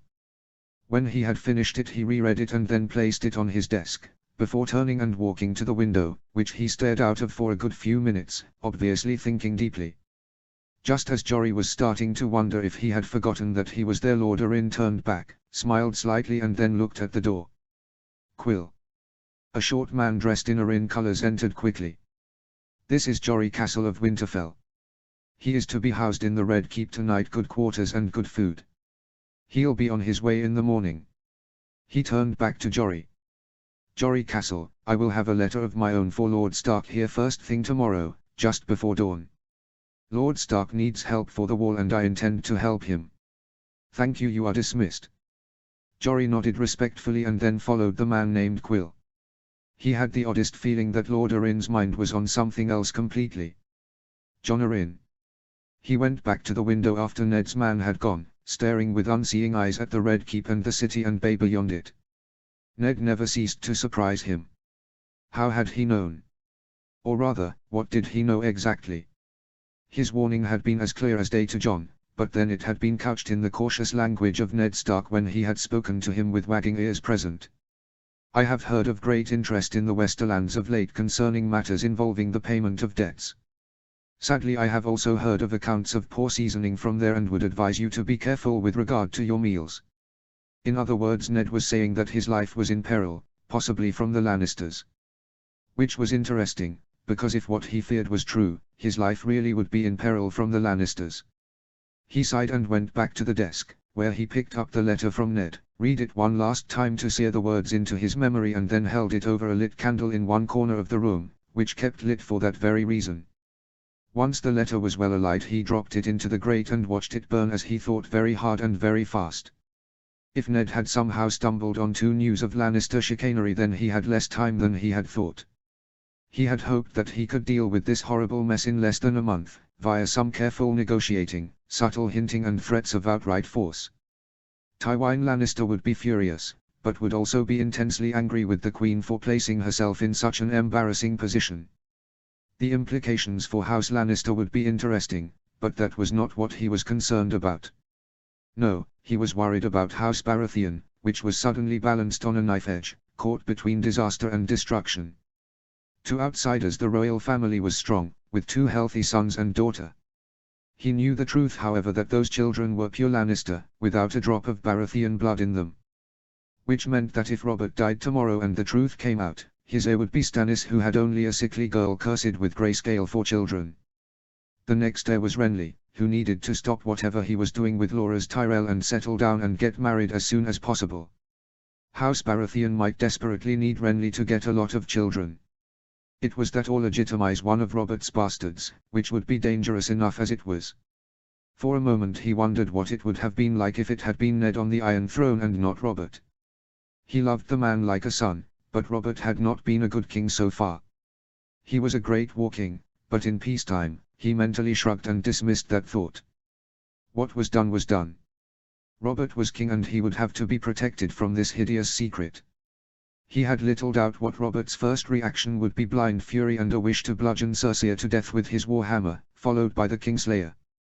Tywin's reaction would be war at once, a war that the Seven Kingdoms did not need, even though such a war would lead to eager Dornish participation, bringing them out of their prolonged silence and isolation. The stakes could not therefore have been higher. Which brought him on to the other issue raised by Ned in his letter, which he pondered as he picked up a poker and used it to reduce the remains of the letter into a mound of ash. Good, there were no fragments. The Red Keep was a maze of passageways and blocked-off doorways and windows. He was pretty sure that Varys did not have any of his little birds in the Tower of the Hand, but he was not certain.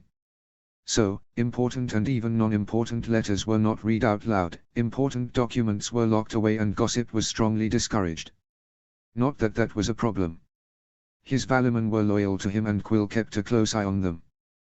There had been attempts to bribe Quill, of course, but he had promptly reported them. The place was full of spies.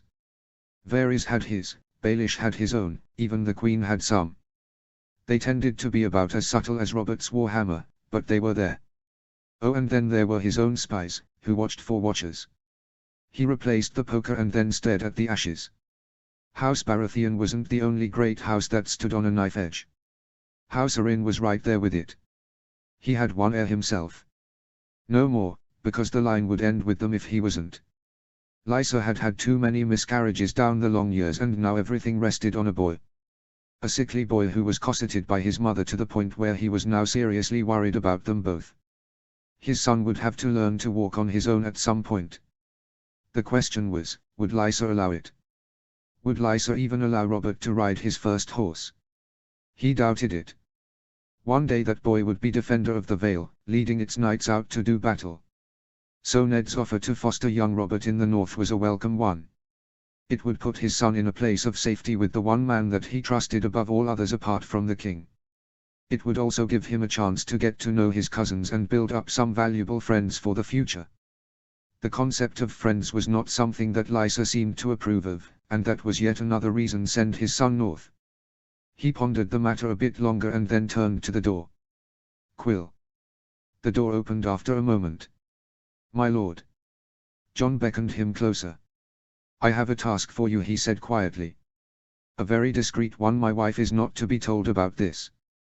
Quill's eyebrow flickered upwards slightly as he approached, a sign that he was surprised. I am yours to command, my lord.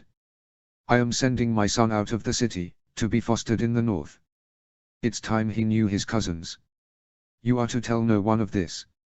You are to pack his things and then wake him in the pre-dawn hours, before taking him down to the docks with me. I will go there now to make arrangements. I needed to talk to Lord Stannis anyway. If any of this surprised Quill in any way, he gave no sign of this. Instead he nodded seriously. I will make the preparations tonight, my lord. Who will accompany him? 2 guardsmen that you trust. Who amongst my wife's assistants can be trusted with obeying my orders on this? The man thought for a long moment. As for the guards, let me think on this, my lord. Perhaps Willits and Rickson. As for your wife's assistants, Anna, my lord. She has a good head on her shoulders. In fact, the Lady Lysa has often scolded her for being too practical with regard to young Lord Robert. Good, then wake her first, have her wake my son, and then leave as quietly and as quickly as possible. Quill nodded, and he could see that the man was bursting with suppressed questions. Quill, my wife Car sets the boy over much. I want to see how he does away from her for a time. And I have been warned of a possible plot on my life. He whispered those last words, which made Quill jerk slightly, his eyes widening. I know not who, or how, or why, but Lord Stark warned me, and it is to him that I am sending my son. Lord Stark is to be trusted on this matter should anything happen. I pray that it does not, Quill muttered grimly. It shall be as you command, my lord. Good. Now he walked over to his table and wrote a rapid letter, one that had been in his mind for some days now. Please also send a raven to Runestone with this. He found Stannis Baratheon in his office by the docks. It was not the splendid office that his predecessors had inhabited in the Red Keep, equipped with hot and cold running sycophants, but rather an old warehouse by the docks, guarded by grim-faced men in the livery of Dragonstone. It was there that Stannis could personally oversee to the ships of the royal fleet that were in Blackwater Bay, as well as to quickly respond to any threats to the bay or warnings from Dragonstone. Lord Baratheon was standing by his desk with a plan of some rigging rolled out, quietly talking to a heavy-set man with a greying beard and close-cropped brown hair, who was missing the first joints of the fingers on his left hand. Ah, Sir Davos Seaworth. Excellent. As Jon approached, they both looked up from the plan. My lord Hand, Stannis said curtly, with a nod. How can I help you? Your pardon, my lords, I will deal with this matter, Sir Davos said quietly in a voice that came straight from Flea Bottom. As he started to turn, Jon raised a hand. No, Sir Davos, I would have your counsel for a moment. Lord Baratheon, I need some advice from you. Stannis eyed him carefully. On what matter? On the matter of who the 2 of you might recommend for an urgent mission for me. I need to get a message to White Harbor. A message that will not be intercepted by the wrong people and which must therefore go by ship. He sighed. Along with a very important passenger. My son. Stannis frowned slightly. I thought that we were discussing the fostering of your son at Dragonstone. Why does he need to go to White Harbor? I will explain in but a moment. However, I need a ship captained by a skilled seaman who knows when not to talk about his cargo. One whom you trust absolutely. I place myself in your hands on this. There was the briefest sound of teeth grinding, and then Stannis gestured at Sir Davos. Then this is your man here. Sir Davos is absolutely trustworthy. I would place my life in his hands, and I would not be wrong to do so. The former smuggler flushed slightly. You do me much honor, my lord. I simply state the truth, Stannis replied. Young Lord Robert will be in good hands. When do you wish me to sail, my lord Hand? Sir Davos asked. First thing in the morning. Can it be done? A frown crossed the face of the man that some called the Onion Knight. He was a good man, Jon knew, loyal and more than competent. Would that he had 100 of the man the Red Keep would be all the better for it. Then I will need to provision Black Betha at once, my lord. Luckily we have already watered her, as well as scrubbed her bottom. Low tide is 3 hours before dawn, so we'll need to warp her out of the bay, given the wind as she blows now, and then anchor. I can send a cutter for your son's party to the second pier here. Will there be many? My son, a nurse, perhaps 2 guards and 1 Jory Castle, sent from Winterfell by Lord Stark. Plus my son's clothing and medicines. Sir Davos thought for a moment and then nodded decisively. That will be fine, my lord Hand. Once they are all on the ship we can be underway at once. Now if that is all, I must leave and arrange matters to our satisfaction. Thank you, Sir Davos, John replied. And my thanks to you. You are most welcome, my lord Hand. My lord, should I return here afterwards, or to Dragonstone? Stannis stroked his chin for a moment. Dragonstone, I think. There is much to be organized there. Thank you, my lord, Sir Davos replied, nodded at them both and then left. A good man, John said with a smile. And a loyal one, you say? There are none better, Stannis replied with what might almost have been a smile. And then he jerked his head at the nearest window. Perhaps we should talk on yonder empty pier. They did just that, striding out onto a pier that was in need of repair to make it safe for heavy cargo to be landed there. I thought that we were reaching an understanding that your son was to be fostered at Dragonstone. Stannis said through gritted teeth. I thought so too, and I beg your pardon, certain matters have happened that you should be aware of. For one thing, I received a letter today from Ned Stark. It was couched in careful wording, but it warned me that my life is in danger, possibly from the Lannisters. Stannis looked at him sharply and then returned his gaze to the sea that lay beyond Blackwater Bay. How could Ned Stark know anything about what we have been discussing? I know not. But obviously I am taking it seriously. Whatever Ned knows, he thinks that I am in danger and that the Lannisters are involved. Whether or not he suspects the same thing that we do is unknown. But he also offered to foster my son, and the more I think about it, the more I am inclined to agree with him. I mean no disrespect to you. But if things miscarry, then my son will be safer in the north than at Dragonstone, because it is more remote. And we need the north. My son will also need to meet his cousins there anyway. A pause fell, followed by Stannis setting his jaw slightly and then nodding equally slightly. Perhaps you are right about that. And the safety of your son is paramount. Very well. Now, as to that other matter, the fleet is assembling at Dragonstone, with just enough ships here as to seem to be normal. I dislike this mummery and can't, but it must be done. What of the gold cloaks? They are led by a corrupt and venal idiot. I should have replaced Janos Slynt years ago with anyone else a year or more ago. Sadly I did not. He is in the pay of someone that I have not yet worked out. So, we need to either bribe him into doing his duty, or replace him, or bring men in that we can trust absolutely. Stannis looked at him. You know that this cannot end smoothly. He set his own chin. I do. Jory. The quarters that he was taken to in the Red Keep were not large, but the bed was comfortable, there was access to a place where he could bathe. That was a mercy the ship had allowed him just the option of having a bucket of seawater dunked over him every other day, something that had not been offered when they entered Blackwater Bay and the floating effluent that the tide was taking out, and above all he could relax and not worry about that damn letter anymore. And the food was good and the wine was even better. He preferred ale, but wine was the only option that night for some reason. Men and women came and went from the rooms around him, mostly from the Lord Hand's establishment, but occasionally from other places, and he found a spot overlooking the main courtyard, paid for a small flagon of wine and indulged himself in his favorite practice of people watching. At one point he saw Lord Arryn from a distance, in conversation with a small sickly boy and a woman who had red hair the color of Lady Stark and who had to be the Lady Arryn. But if Lady Stark was sleek, wry and friendly and ruled with a rod of iron, Lady Arryn seemed to be overweight, fretful and to his mind over-possessive of her son. Then there were the others. At one point a fat, totally bald, pale man in exotic robes pattered across the courtyard, his hands in his sleeves and his face blank of all emotion. Jory distrusted him on sight for some reason that he could not pin down. An hour later the man returned, this time in conversation with a slim short man with grey hair at his temples, a small goatee and a look that combined cunning with smugness. The two seemed to be trading barbs as they walked, like two men playing a game that only they knew the rules to, and he narrowed his eyes as he watched them pass through a doorway out of sight. Something was scratching at his senses, warning him that there was danger here. And then there was the shock. At one point, just as he was mulling when to retire and sleep until the morning, there was a stir in one doorway and a pair of men dressed in armor with white cloaks stepped through, followed by a tall fat man with long black hair and a beard that had the odd streak of grey in it.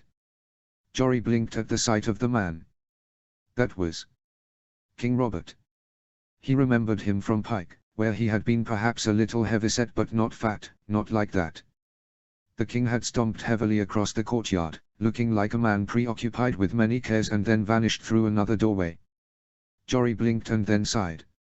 Lord Stark would want to hear about that. He'd asked Jory to gather his impressions of what King's Landing was like these days. Yes, he would most likely want to hear everything about that.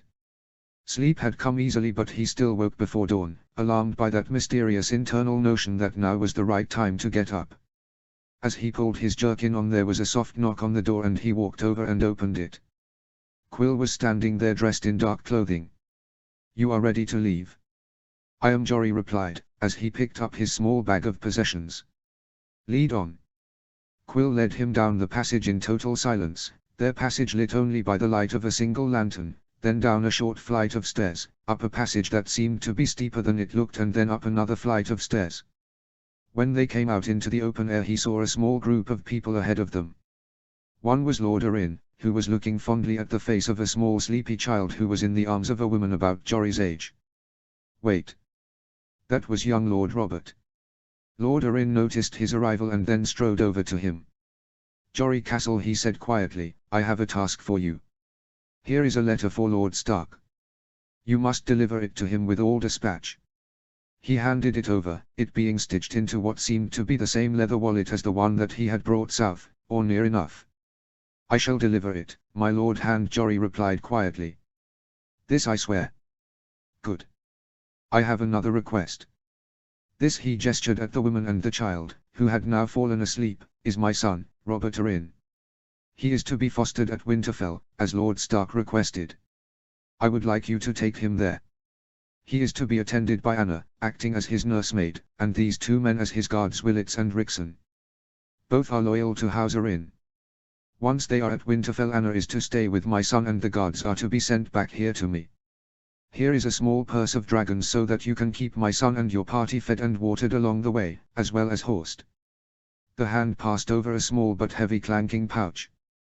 "Now ride down to the docks. There will be a boat waiting for you. Quill will escort you to the correct jetty, where the boat will be waiting. And give Ned Stark my thanks." Jory looked into the face of the hand of the king and then knelt formally. "I will bring your son to Winterfell, my lord hand. This, too, I swear." The older man placed a hand on his shoulder. "Thank you. Now go."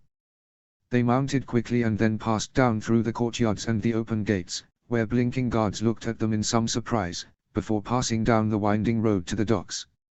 As they rode, the light strengthened and the guards who had been holding lighted torches threw them away, the burning brands sending showers of red and gold sparks across the flagstones for an instant before they guttered and disappeared. Quill led them in the growing dawnlight to a jetty, where 5 guards in Arryn colours awaited them, next to a man who nodded at Quill. "Sir Davos," Lord Arryn's man replied. "I bring the party from the hand of the king and place them in your care. Safe journey." "I will do my best, I can do no more," the other man said, and Jory recalled that this must be the Knight of Onions. Whatever his title, he quickly got the trunks and other baggage that they had brought into the boat, similar to the one that had rowed him into the docks the previous day, followed by the party.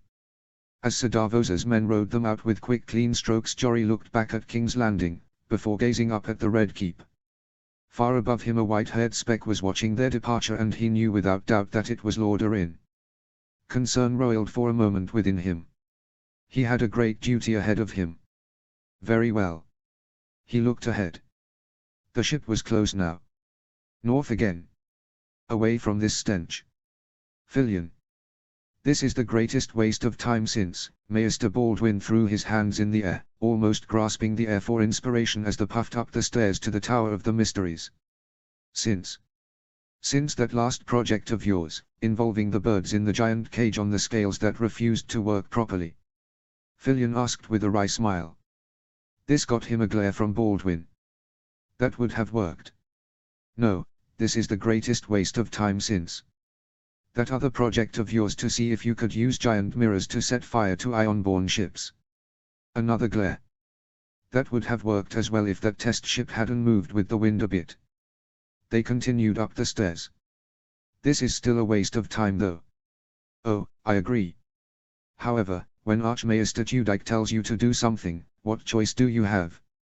They continued upwards as the larger, more heavily bearded man mulled this point. None, he confessed eventually. None whatsoever. That said, I still say that this is a fool's errand. Llewyn's wits have been addled by all that ice up in Winterfell. They reached the top of the stairs and then looked at the short corridor ahead of them as they got their breath back. I hate this place, Baldwin said eventually. It reminds me of all the hours I put in to prove that something doesn't work. I hate that as well. The nearest door opened and a cautious head with disheveled hair peered out carefully. Oh, said Maester Mayer as he looked out. What are you two doing up here? Fillion peered at Mayer carefully. There was a note in his voice that he had never heard before. It was more than the usual querulousness about someone intruding his part of the citadel, it was fear. Something like that anyway. We're here on a mission from Archmaester Tudyk, Baldwin said with a snort. A massive waste of time given the premise behind it, but we're doing it anyway. Mayer blinked at them both. What is a waste of time? What mission? Llewyn sent a raven from Winterfell, Fillion muttered as he advanced down the corridor towards the room that contained the glass candles. Wants us to check on those wretched things. He had a theory, or heard a legend, or something like that. Waste of time, addled wits, and so on. Now if you'll excuse us, we have a short ceremony to complete, followed by the inevitable failure to light a glass candle and then a retreat down all those stairs back to more worthwhile pursuits. Plus dinner, wine and normal life. You can't. Mayer half shouted as he darted in front of them with a speed that made Fillion and Baldwin both stop and blink. I mean, those things should only ever be approached by a maester as a part of his studies. Yes, there was definitely something in his voice, thought Fillion as he eyed the disheveled man. Well, he'd always been untidy, but now that he came to inspect the man's appearance he looked gaunter than before, pale and with lines of care on his face. Archmaester Tudyk, the Archmaester of Magic, amongst other things, gave us leave to do this, he said with a frown. We have full permission. Now stand aside. Mayer wavered, clasping his hands together, and Fillion exchanged a worried gaze with Baldwin, who was frowning thunderously. Mayer, the latter said with a growl.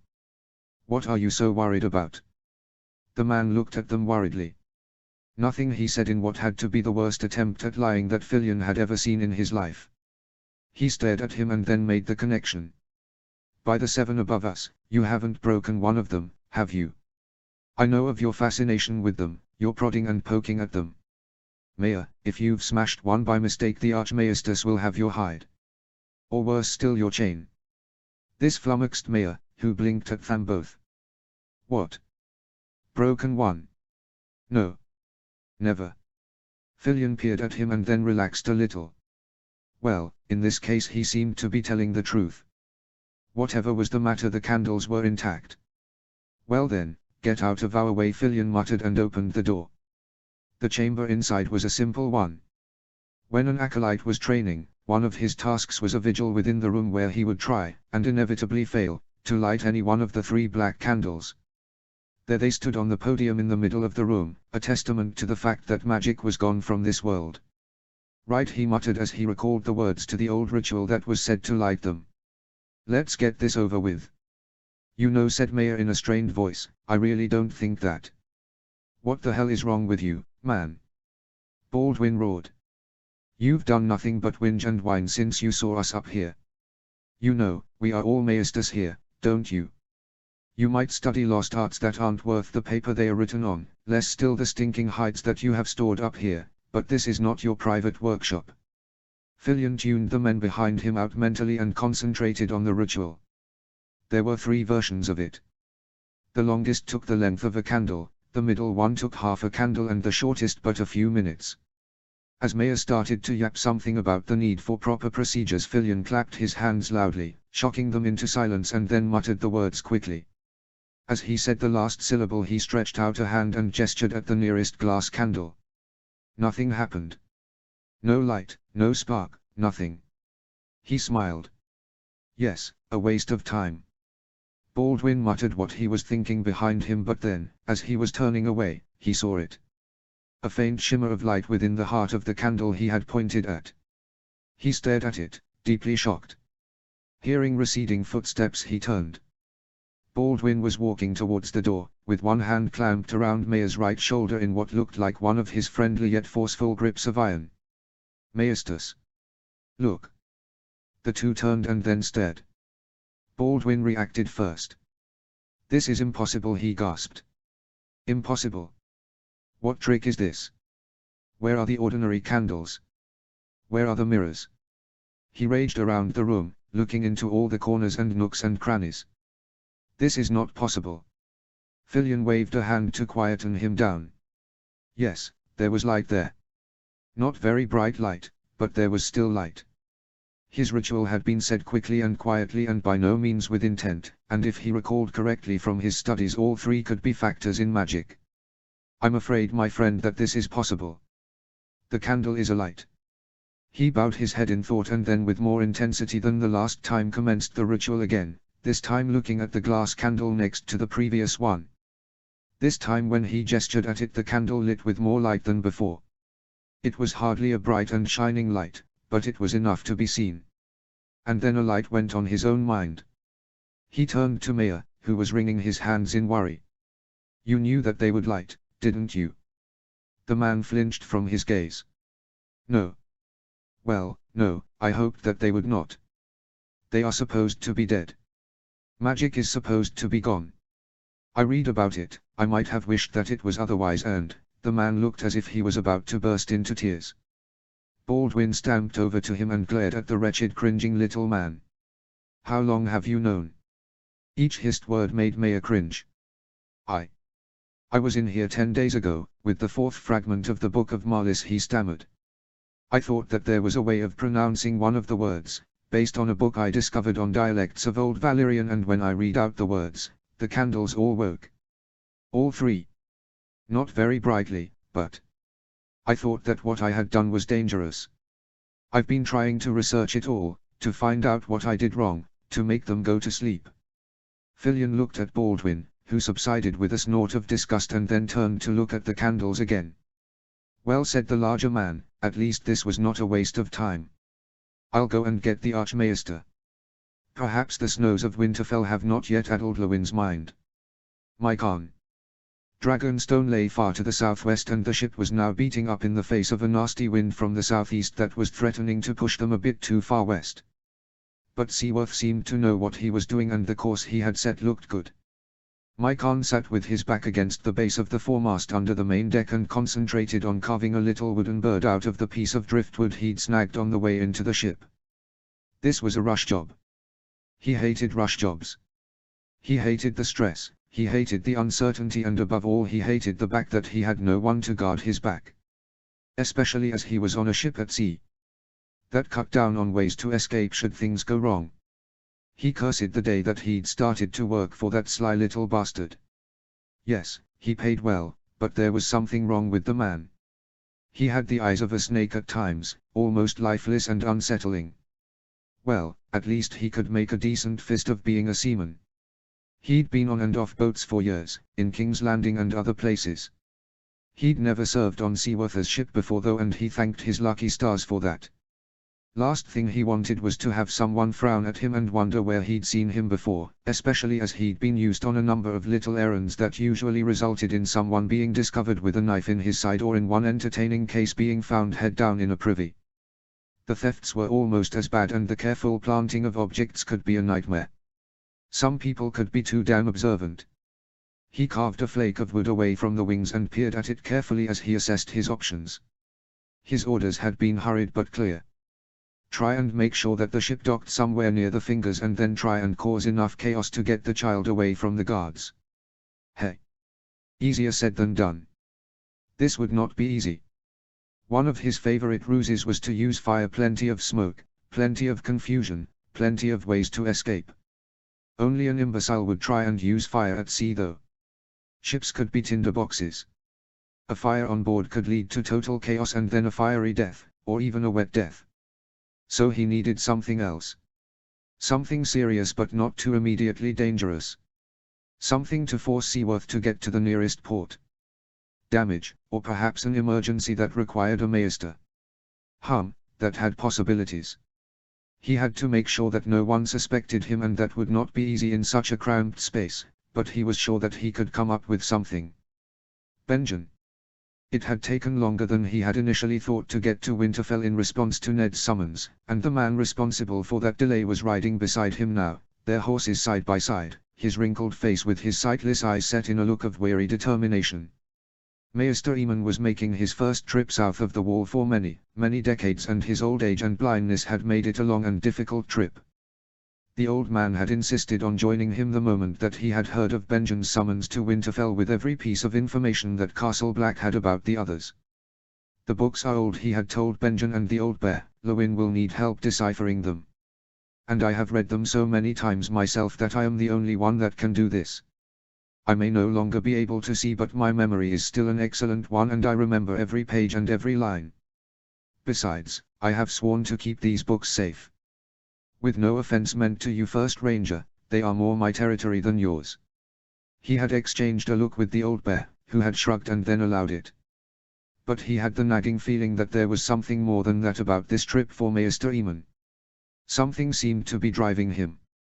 He put up with the endless indignities of life on the road, and somehow Benjen had been able to find them shelter of some sort every night on the long journey down. Partly that had been down to the extreme old age of the Maester of the Night's Watch. Many looked at him and felt awe at how such an old man was yet still alive. The rising had been the hard part, and he had had to get Aemon used to the art of riding a horse again. Much had been difficult for him, and he must have been in extreme pain on many a night after a long day of riding. Benjen had had to find a rhythm to their riding together, to gazing at the road ahead and guiding them around the potholes before they reached them. The others in the party, the men with the pack horses and the 3 chests of books, had helped him, and as they went further south they had found themselves moving a little faster every day. It had been the hardest thing that he had ever done, which was ironic, but they had done it. The increasingly good road had helped. Benjen had noted the first work parties just north of the Long Lake, men with rough tools and bags of rocks chipped from the nearest outcrop, filling in the potholes, clearing the trees that crowded the sides of the King's Road in places. Not many work parties, but they were enough to make a difference, and the wood was being used in some of the villages that existed here and there along the road, to shore up walls and make them thicker in places.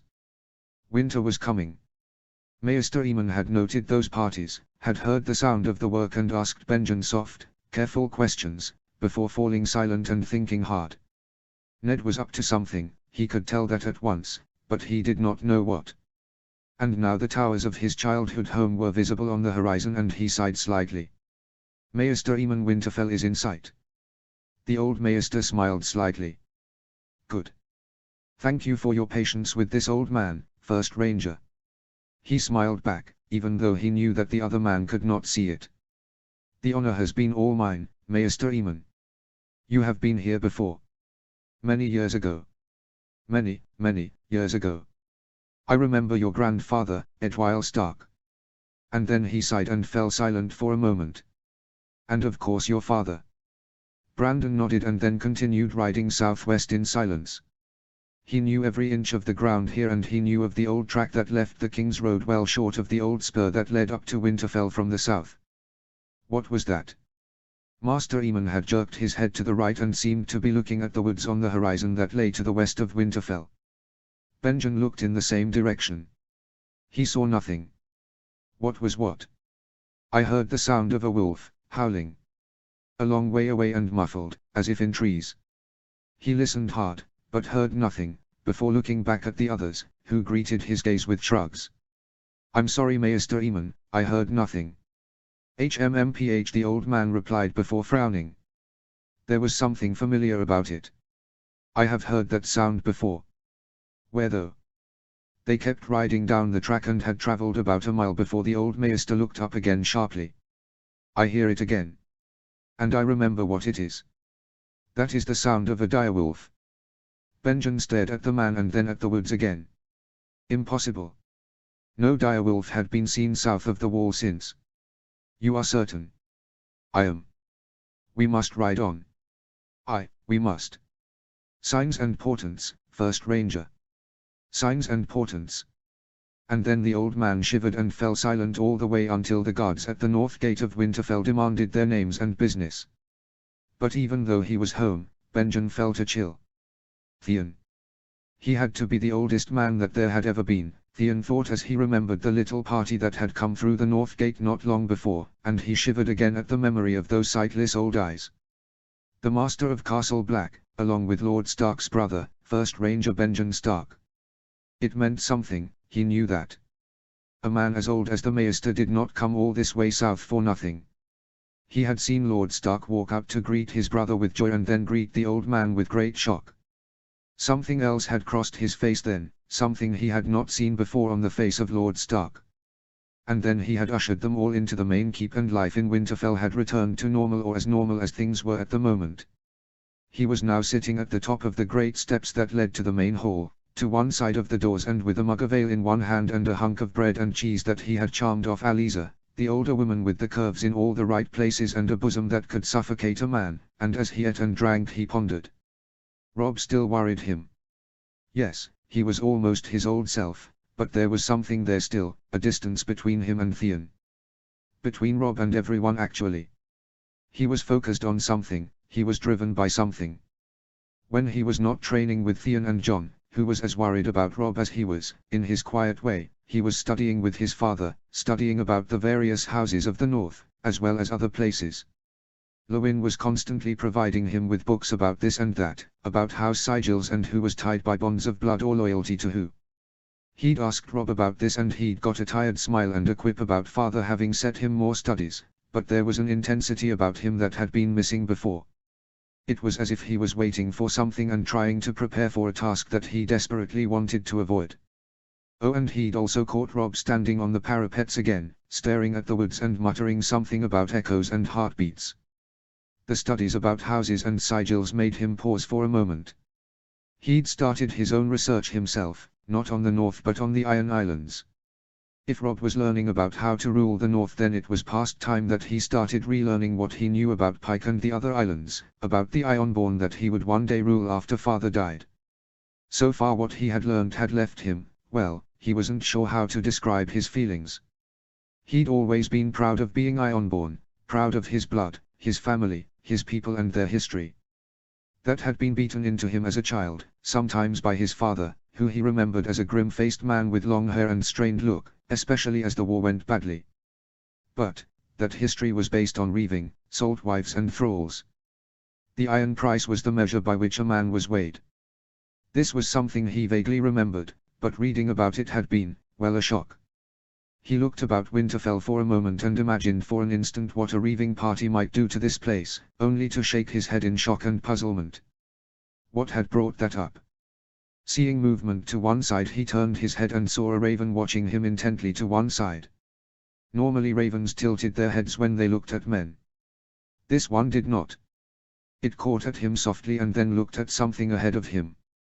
He turned his head again and watched as a drooping Bran walked up to the butts again with his bow and quiver.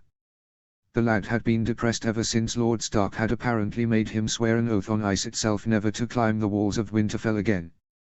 It was a harsh thing to make the lad promise, but there had to be a reason.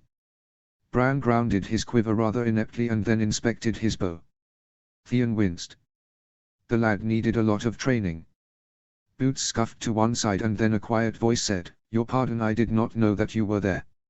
He looked up and did his best not to scull. Domeric fucking Bolton. The harp-playing song-singing horse-herding prick who was the object of Sansa's increasing attention. He stilled his face. "Just taking my ease. And watching young Bran there." Bolton nodded, his eyes taking in the scene. Bran fitted one arrow to the bow and then visibly sighed and pulled the bow back. Theon winced slightly. His grip was all wrong, his balance was all wrong, and where was Roderick Castle? Young Bran is enthusiastic, but unskilled, Bolton said, echoing his own thoughts. Mayhaps he needs some tips. Mayhaps he does, Theon grunted as he finished off his meal and then drank the last of the ale. Sadly Robb's at his studies. Lord Robb is most attentive to his father's commands. Bolton sighed slightly. At least he has brothers, and sisters too. I do not. Well, apart from a half-brother who I have never met. My father says that I must avoid him. This darkened Theon's mood a little. I had brothers. King Robert had them killed. And I have a sister, who I know not. Bolton looked at him. I have read of your brothers, and my father told me about them. Their acts, well, they were not knights. Not knightly. Theon bristled and then forced himself to relax. They followed my father and the old ways. Ah, the old ways. Bolton smiled bitterly. I know that curse too. Theon looked up at him, startled. Curse. Bolton looked back at him and then pulled his cloak to one side to display the sigil of House Bolton. Do you see that, Theon Greyjoy? The flayed man. The cloak fell back to conceal it again. My father sees no wrong in that banner, whilst I do. My ancestors flayed men alive. Made a habit of it. A skill. Can you imagine that? He closed his eyes, his face twisted with revulsion for a moment. When they opened again he looked weary for a moment. The old ways sometimes need to change and become the new ways. Tradition must give way to better things if those traditions were twisted and bitter. Theon looked away and back down to Bran, who had just loosed an arrow into the ground in front of him and was looking baffled as to how such a thing could have happened. You ask much then. I would have House Bolton remembered for more than its past, Bolton muttered. And I envy you here. Envy me. He barked the words loud enough to make Bran turn and look at them both for a moment, before shrugging and turning back to his bow and quiver. I do. You have brothers here. Not of your blood, but of your heart. You were brought up here. Bolton paused and then bowed to him slightly. Your pardon again. I must go. And then he turned and left. Theon watched him go and then looked back at Bran. The little idiot would hurt someone at this rate. So after a long moment he stood and pattered down the stairs towards Bran. You're doing it all wrong, he said as he approached. Here, let me show you. Chapter 3. Chapter text. Ned. By the time that guest quarters had been found for Maester Aemon and he had supervised the unloading of the books and their safe delivery to a very respectful Lewin, before taking the time for a brief change of robes as well as a nap and some refreshment, Ned had finally been able to overcome his astonishment at the arrival of the old man. He had been considering seeking the counsel of the last of the old dynasty in West Eos, but had been planning to visit Castle Black. To have Aemon visit him instead was a very great shock. And now he eased the old maester into a chair in his solar and poured a goblet of wine for him, before guiding it into those old age-spotted hands. My thanks, Lord Stark, the maester said with a wry smile. Your hospitality has been most generous. Your presence is a great honor, Ned replied as Benjen slipped in wearing clean clothes and with his hair slicked down. Come in and take a seat, Ben. Thank you, Ned, his brother sighed as he poured himself some wine. Lewin is as a small child on his naming day with all the books we have brought from Castle Black. He is reading, exclaiming and copying, along with his assistants. Now, I am sorry to be blunt, but what caused this summoning? Yes, I too am most curious as to this sudden interest in the others, Lord Stark. As far as I was aware, they have been gone from this world for many centuries. Ned paused and looked at them both, before rubbing a hand over his beard and then finally leaning forwards. But before he could open his mouth he was forestalled. Lord Stark, Aemon said with a sigh. Your silence is telling.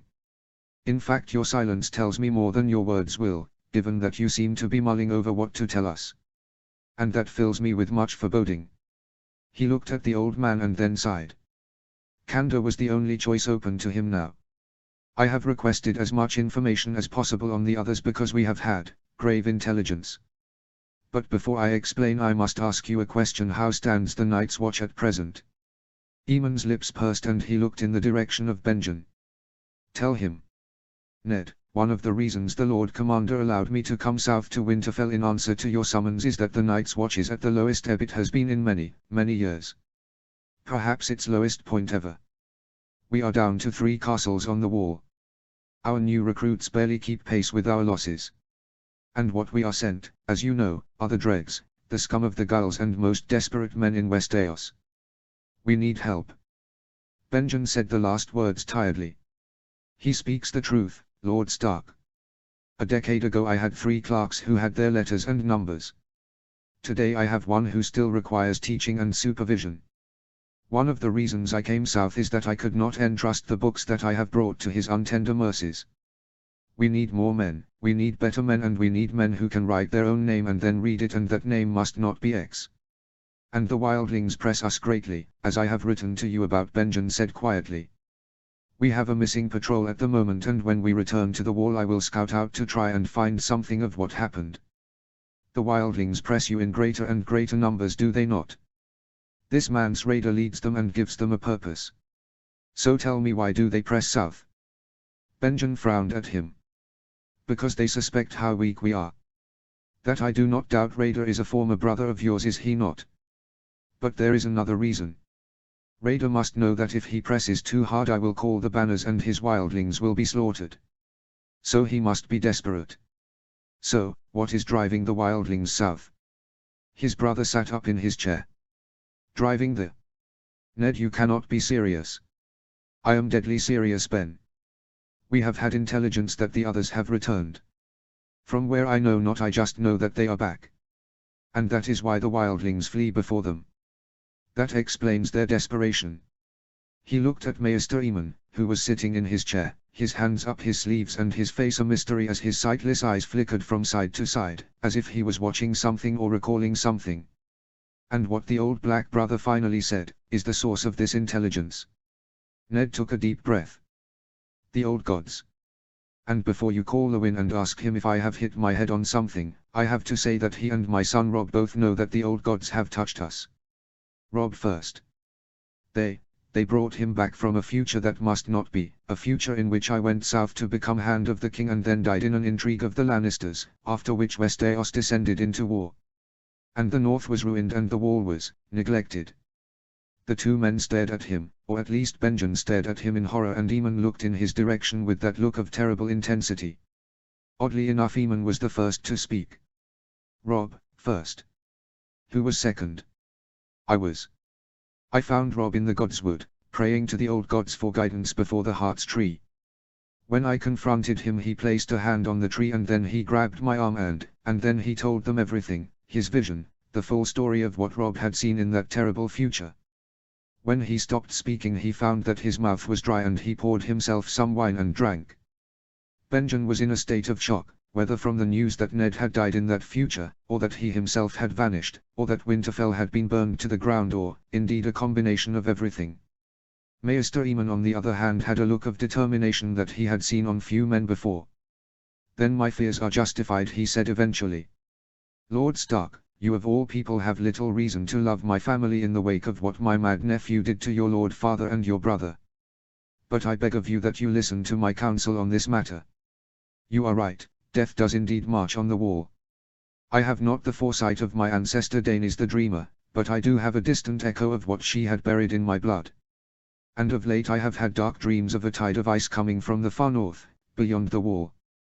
I had dismissed this as forebodings from the wilderling attacks, mere fancy on my part, but I do recall the last time I felt such a feeling of dread. T was the day your father and brother died, as I found out later. And when your raven came telling us to send what information we had on the others to Winterfell. I decided to come south and to urge you to send what strength you can to aid us on the wall. When the time comes I will call the banners, Ned said firmly. I must first ensure that the south sees no war so that they can send their own strength to the wall as well. Eamon nodded approvingly. And I noted by the sounds of repairs to the road and the logging of trees that you have already started to make sure that such a march will be swift, and then timber will be on hand to make shelters with and to repair the castles that are unoccupied on the wall. The old man's blindness had not dulled his wits. You are quite right on all of those things, Maester Eamon. Then you have begun well, Eamon said approvingly. And I salute you for it. But much will yet remain to be done. There is the issue of finding better men for the Night's Watch. We must have proof that the others have returned, if we are to see men more freely volunteer for the Night's Watch. I had thought of that. Mention is made in the records here of things called wights, Ned replied. Dead men raised again by the others, but raised only to kill the living. They must be burnt, as even their severed limbs alone try to kill. He looked at his brother. Ben. That is also why I have called you. It will be difficult and it will be dangerous. We need the hand of a wight. His brother, who had been staring at the far wall of the solar with a look of shock, seemed to shake himself as he returned from wherever his wits had strayed to. You don't want much, do you? He said the words with a strained smile. Might as well as me to catch that dire wolf that Maester Eamon heard in the woods as we approached Winterfell. Ned stared at him. The dire wolf was in the woods. Time had almost caught up with them. Every moment would soon be essential. Ben, I need you to get back to the wall as soon as possible. We need that hand. And Maester Eamon, I need to speak with you on a matter of the utmost secrecy. Roose. The new iron mine was a success, Roose thought as he looked over the books that his steward had brought him.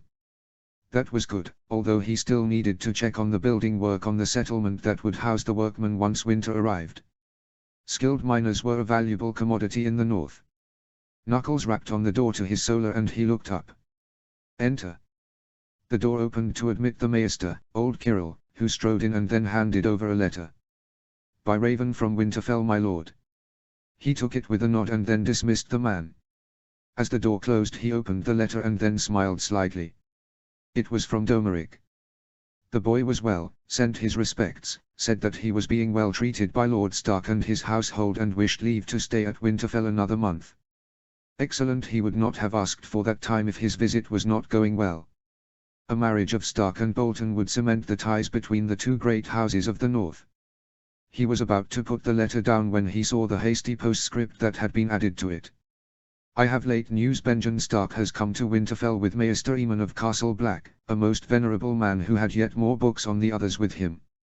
He stood there for a moment, his mind working furiously. Maester Eamon of Castle Black. Impossible, the man had to be more than 90 years old. Moreover, yes, he was the Targaryen, wasn't he?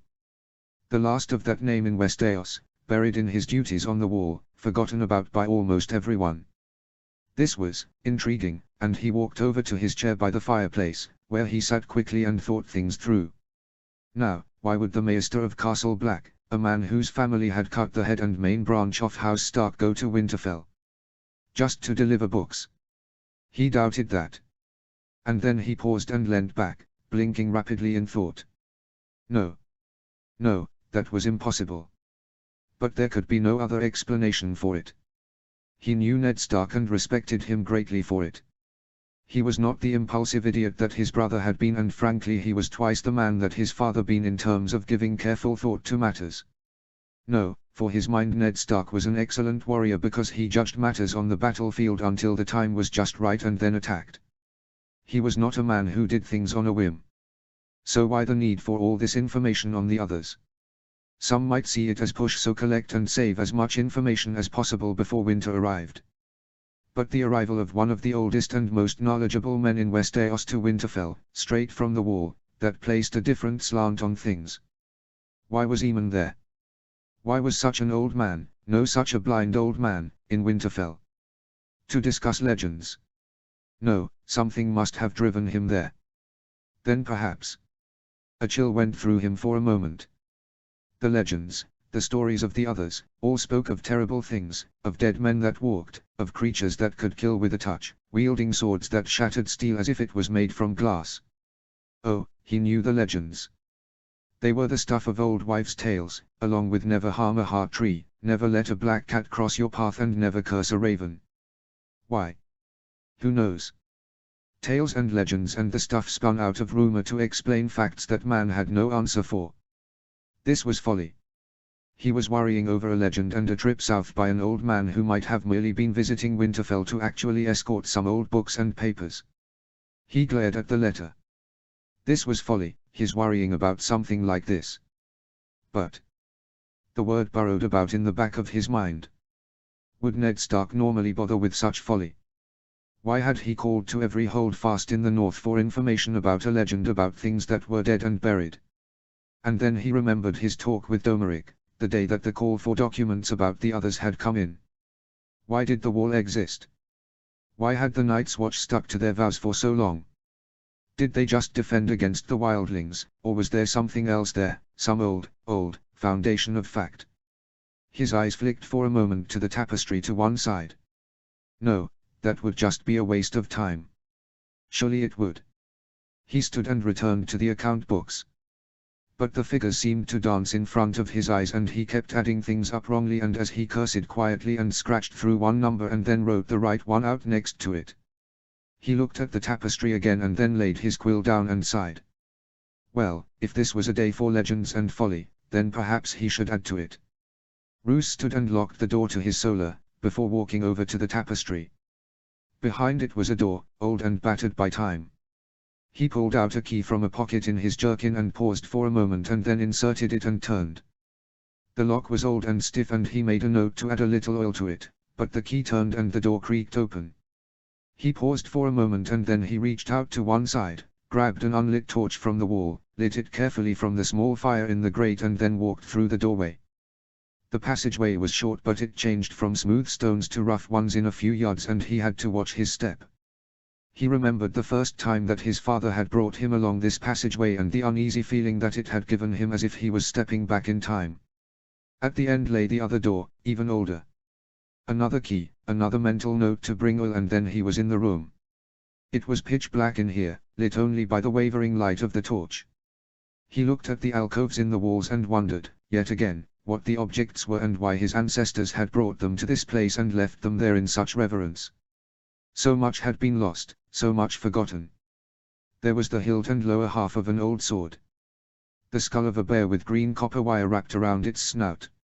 A human skull, missing the jaw. A knife made of what looked like some kind of dark glass.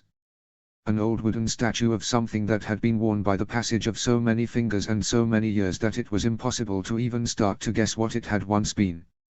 A rough crystal in the shape of a hand. And then the little box. It was made from the wood of a weirwood tree, bound together with wooden pegs. He picked it up and then opened it carefully, taking out the little stones within, each no larger than his thumbnail, before kneeling on the rough flagstones and concentrating briefly. North was, yes, there. The white stone went down to mark north. The black stone marked south, the red one east and the green one west. The rest he arranged so that they all formed a circle. Then he said the words passed down to his father by his ancestor and then on to him, the words that he would have to pass on one day to Domeric. When he said the last word he looked down at the stones. Nothing. He exhaled slowly. Yes, this had all been a folly. A waste of his. He froze in place and stared. The white stone had flickered in color for a moment and then brightened. Not by much but just enough to show more than whiteness. He reached down with a trembling hand and brushed the slight layer of dust off it and the light grew a little brighter. If the stones are lit, then danger, the danger from the others, is in that direction, so beware, he said quietly, speaking the words of his father. Be watchful. And then he froze. He suddenly had the strongest feeling that someone, somewhere was watching him, he knew not how, as he knelt in that small dark room at the heart of the dread fort. And for the first time in many a long year he felt not just scared but terrified. He closed his eyes, sent out a prayer to the old gods and then quickly returned the stones to the box and then put it back in its place. As he did he stooped. For a second he could have sworn that he had seen a faint red light in the eye sockets of the human skull. He strode out hurriedly, locking the first door and then the second door behind him, and then, having made sure that the tapestry was in place, he poured himself a goblet of wine and drank it quickly. When he looked down at his free hand he could see that his fingers were trembling. Ned Stark was right to ask about the others. They had returned. After a long moment he willed his fingers to stop their movement and then walked to his desk, where he wrote a terse letter to Domeric. Stay as long as you like. Find out why Lord Stark needs information on the others. If your other matter bears fruit, let me know. You may be called straight back to the Dread Fort, however. Be well. Your Lord Father. Roos looked at it briefly, nodded, sanded it, and then rang the bell for his steward. A moment later someone knocked at the door and he stared at it, startled. It was too soon for the man to have obeyed his summons. He strode to the door and unlocked it, to see Kirill. My lord, the old man panted, a message from House Warwick, my lord. They have most grave news from the Weeping Water. Something crawled up his back for an instant. He had a sudden feeling that something was terribly wrong. Ramsay. He'd kill them all. He'd escape, He'd recover from the 2 arrows in him and what felt like a broken ankle, and then he'd come back and he'd kill them all, very, very slowly, flaying them alive with the smallest possible knife. Perhaps he'd find some way of killing his pampered half-brother, so that he would be the heir to House Bolton and therefore untouchable when he returned, but he would return and he would kill them all. He wiped the blood out of his eyes and then frantically crawled through the undergrowth, trying to ignore the agony from his ankle. Thorns scored his hands and burrs filled his hair. There seemed to be blood everywhere, in his eyes, in his mouth and in his boots. He scowled and then giggled to himself. Yes, blood. That was important. He could see something up ahead and he parted the bushes carefully. That was the old path. He knew where he was now. Somewhere on the other side lay the slope up to that outcrop and that spring. He needed water. Grabbing a tree trunk he hauled himself to his feet and then quickly hopped across the path on his good leg, before collapsing into the undergrowth on the other side and listening carefully. No shouts, no calls. Perhaps he had outsmarted them and sent them the other way. And then he started his shuffling crawl again, trying not to cry out every time his ankle hit something. They shouldn't have been here. These were his woods. His. He snarled the word again and again as he crawled, lost in a rage. Those self-righteous pricks in their own livery and their servants and their arrogant belief that he was committing any kind of crime by hunting in his own woods. He had been about to corner his prey, who had led him a very pretty chase, the little slut. He loved the hunts now, they were the best idea he had ever had. Reek's advice had been valuable.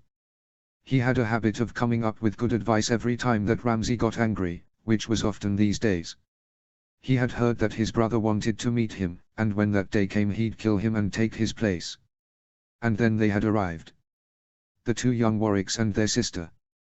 With their men. They'd taken one look at the naked slut and then at Ramsay and Reek, and then it had all been up. Reek had gotten an arrow through one eye, so he'd been useless, and it had been up to Ramsay to defend himself. He'd gotten one of the Warwick huntsmen with an arrow in the shoulder and then he'd run.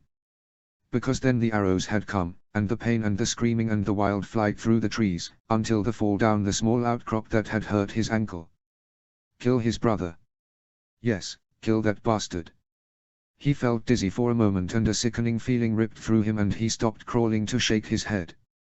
He needed water. He needed that spring. He needed food. Rest. A chance to bind his foot and keep going. South perhaps. Kill Domeric. The slope steepened suddenly and he slid down it, leaves and branches going with him, his hands going out to try and slow his slide. His broken ankle hit something and he yelped with pain and then gritted his teeth and rode it out. When he came to a halt he looked up. He was in a small dell. And there was the spring. He grinned wildly and then he stopped moving and looked around. He was being watched, he could feel it. And then he saw the watcher and relaxed.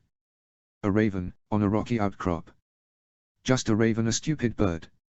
He crawled forward slowly, his eyes on the spring, and then he looked back at the raven again. It was just sitting there and staring at him. Fixedly. That was not a normal stare for a bird.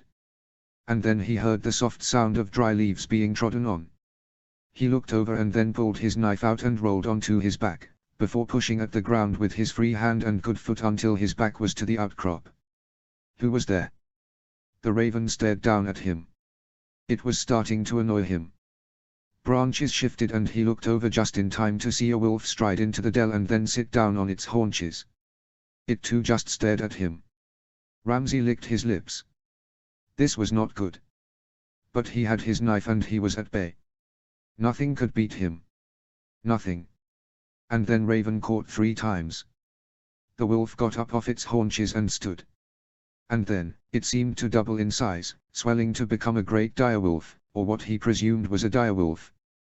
He blinked hard and then shook his head in denial. When he looked back it was just an ordinary wolf again. He swallowed convulsively. Something was very wrong here. Had he hit his head? Was the wolf Raoul? And then it snarled at him and he gripped his knife firmly and prepared to defend himself. But as he did he felt a weight on his shoulder and he looked up as the raven alighted onto his shoulder just in time to see its beak jab down into his eyeball, faster than any raven should be able to move. Pain annihilated the world and he screamed in agony, flailing at the filthy creature and then falling to the ground, his hands around his eye and his knife in his lap. And then somehow through his screams he heard the growl and the thud of paws, and then he felt the even more hideous pain in his neck. In the last moment before the pain and the flood of blood into his lungs snuffed everything out, he thought he heard an old and very creaky voice say, "A life brought back and a life ended." And then nothing. Eamon. The Maester of Winterfell knew his business. Oh yes, Eamon thought as he sat in the study and listened to the crackling of the fire to his left. There was much to go through, much to collate and describe and pore over, but Lewin had made a good start on the documents that had been assembled so far. It was night apparently, but he had not yet retired to his bed. He had far too much to think on. His great-grandnephew was in the keep. He was still stunned by that knowledge. He had thought the last of his direct kin to be across the narrow sea in Essos, in penurious exile, but instead he had a great-grandnephew that he had not even known about. He thought about the father of the child and repressed a snarl. Young fool. Aerys had been mad, but Rhaegar, to have been obsessed by prophecy to the point of a different kind of madness, one that had led to the war that historians now called Robert's Rebellion. More than a fool. And now his son was here in Winterfell. Lord Eddard Stark was a remarkable man. Many in the Night's Watch who had heard of him spoke his name with praise. A man of honor. A good warrior and a cunning general. All traits that he admired. But there was something else. The man had deliberately made everyone think that Jon was his bastard son, a lie to protect him.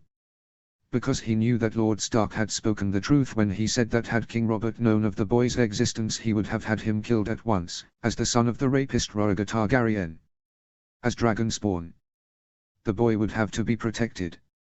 And he would eventually have to be told of his true heritage, as part Stark and part Targaryen. He nodded to himself. From what he had heard of him so far, and from what he had gleaned from quietly listening to him, Jon was a quiet, sensible young man who thought before he spoke. No wonder many thought of him as the son of Eddard Stark. He may have had the Stark looks or so he was told, but he reminded him of his younger brother Aegon a little, gone these many years but still remembered so fondly by him. He smiled slightly and then stilled that smile. Well now.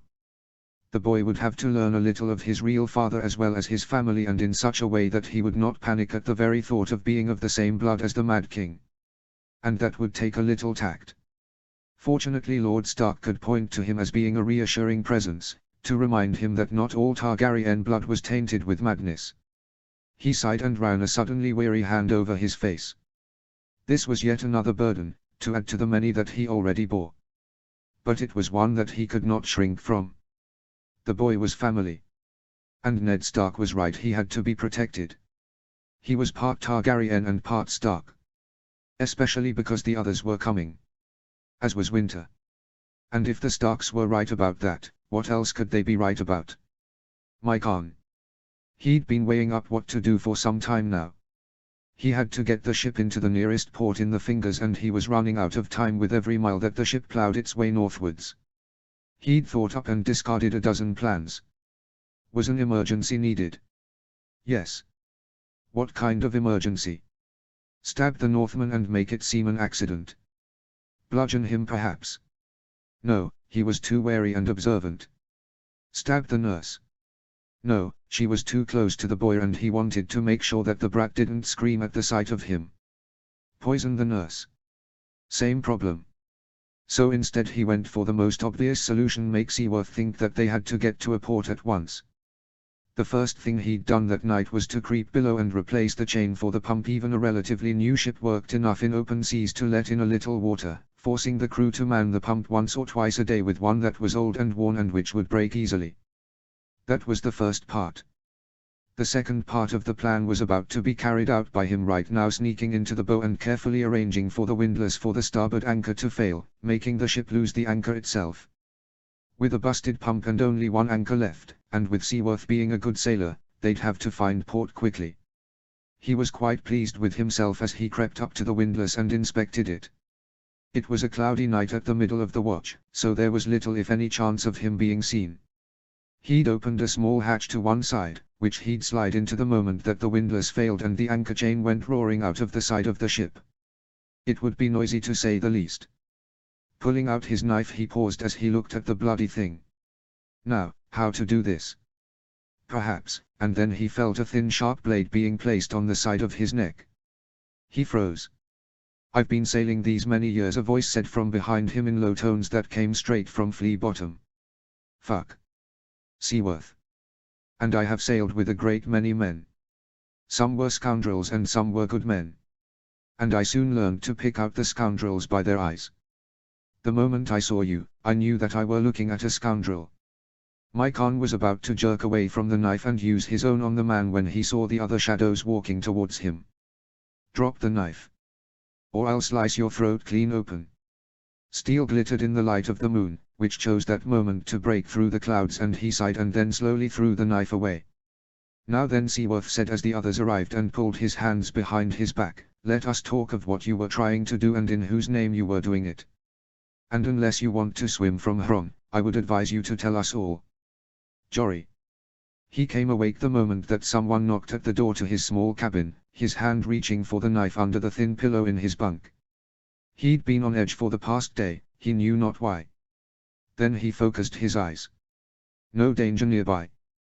"Come in," he croaked. The door creaked open and Sir Davos peered in. "Ah, good, you're awake.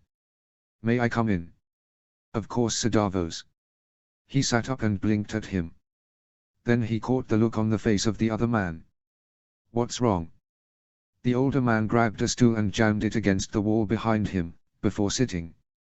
"We took on a few men at King's Landing. After we set sail I realized that one of them was a bad UN. Something was wrong with him. And I was right. Tonight we found him creeping towards one of the anchors after disabling the chain pump. He gave up at once when my lads and I captured him." Jory frowned. "Have you questioned him?" Sir Davos smirked slightly. "Oh yes. Man has a very active imagination, which helps when you can hold up a knife and then hint at things." He held up his foreshortened hand and wiggled his fingers, before sobering. His plan was to have the ship CK'd at the Fingers, where he was going to set fire to something, knife you and then escape with the little lorderling. Jory stared at the other man in shock. "Who is this blackguard?" "Name's my Khan. He does a King's Landing accent quite well, but there's Vale in there and a bit of Riverlands as well. He comes over as a rogue and more than a blackguard, and I think that there's a lot of blood on that knife of his. As for the question of who sent him, there we sail out into murky waters. Dangerous waters." There was a tone in his voice that made Jory deeply uneasy. He asked the question anyway, "Who sent him?" Sir Davos scowled. "Lord Petter Baelish. The master of coin on the small council. And a man that Lord Stannis trusts about as much as a rusty anchor chain."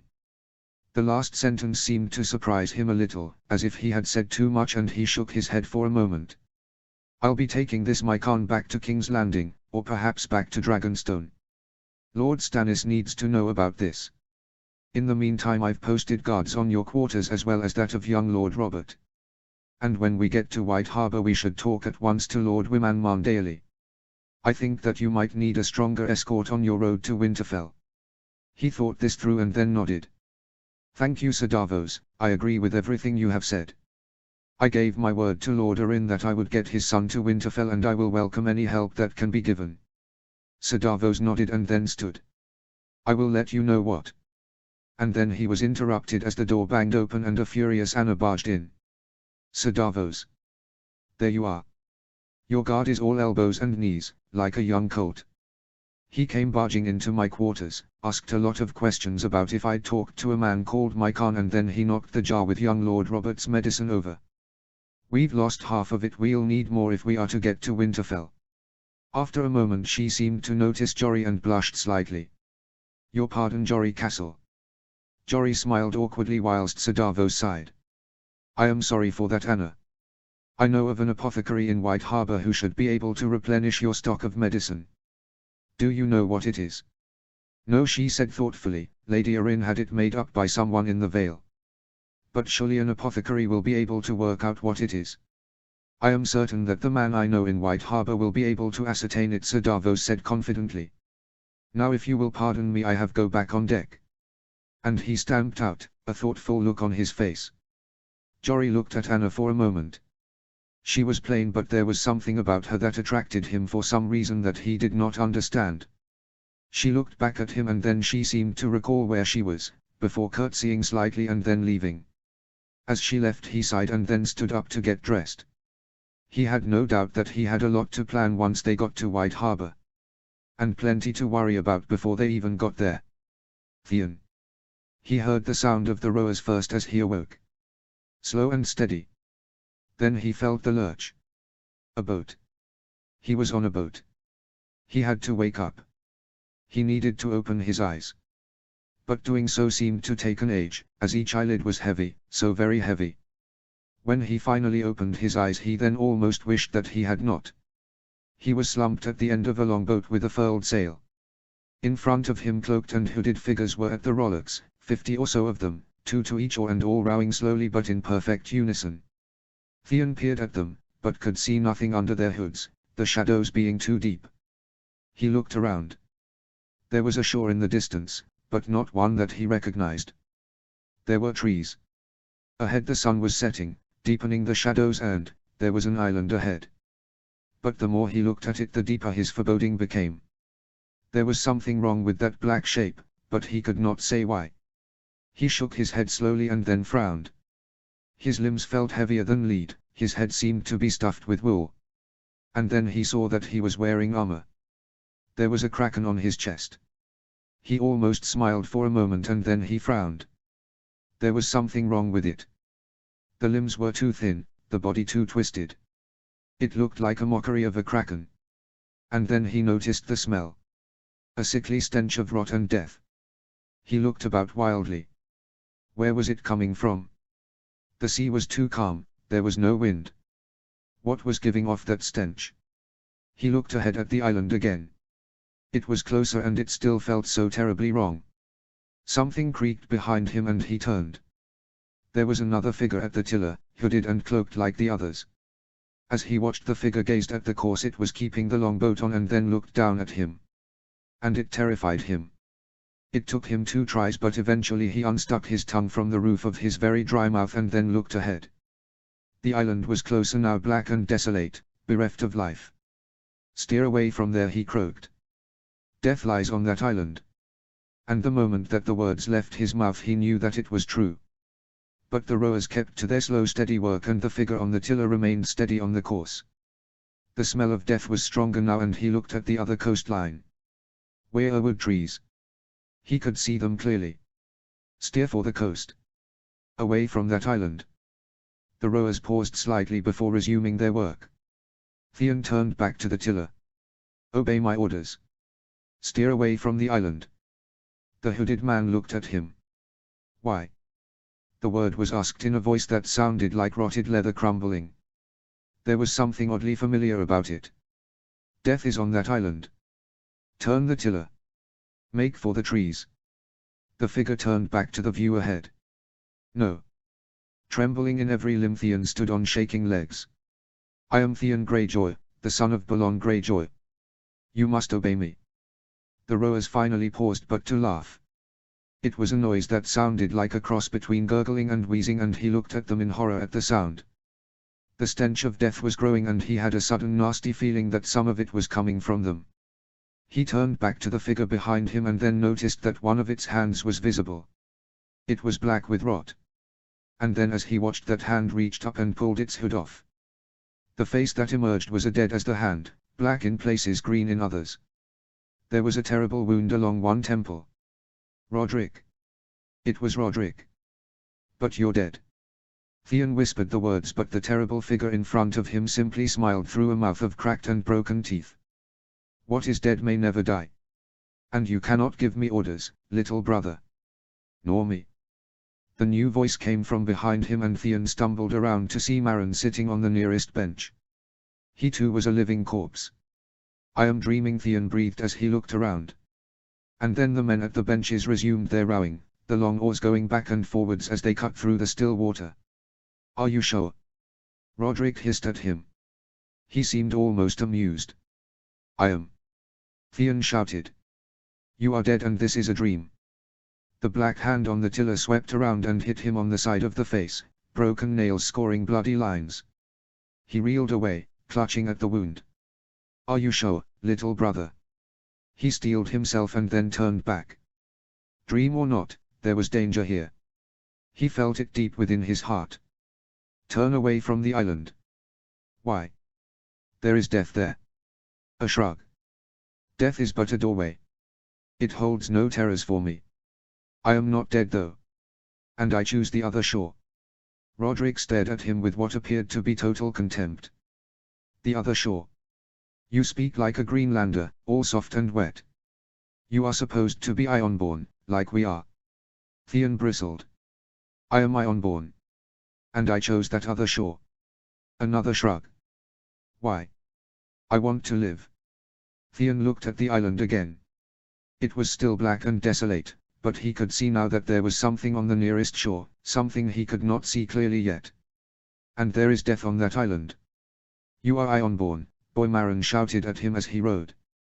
Call yourself a Greyjoy. Father will never take you as an heir. Turn to the shore. Theon bellowed the words.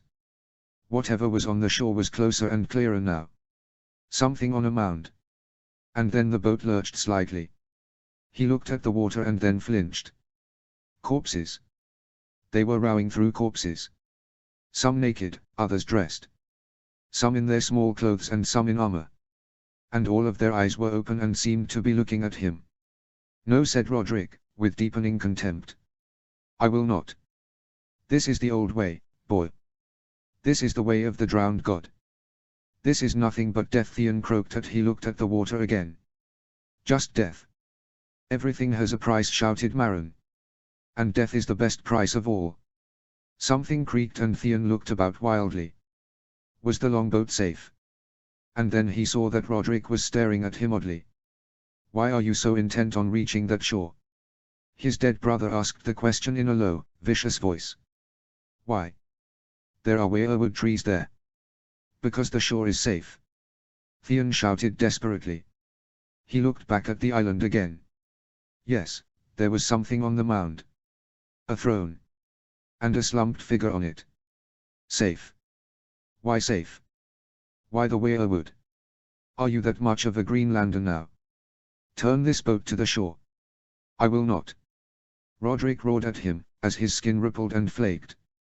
There was something under it, something foul, and the smell increased to the point where Theon wanted to turn his head and void his guts, but he dared not.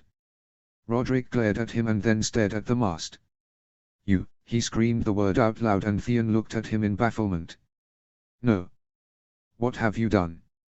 The mast rippled for a moment and then Theon gasped as it changed color, turning as white as the trunk of a weirwood tree.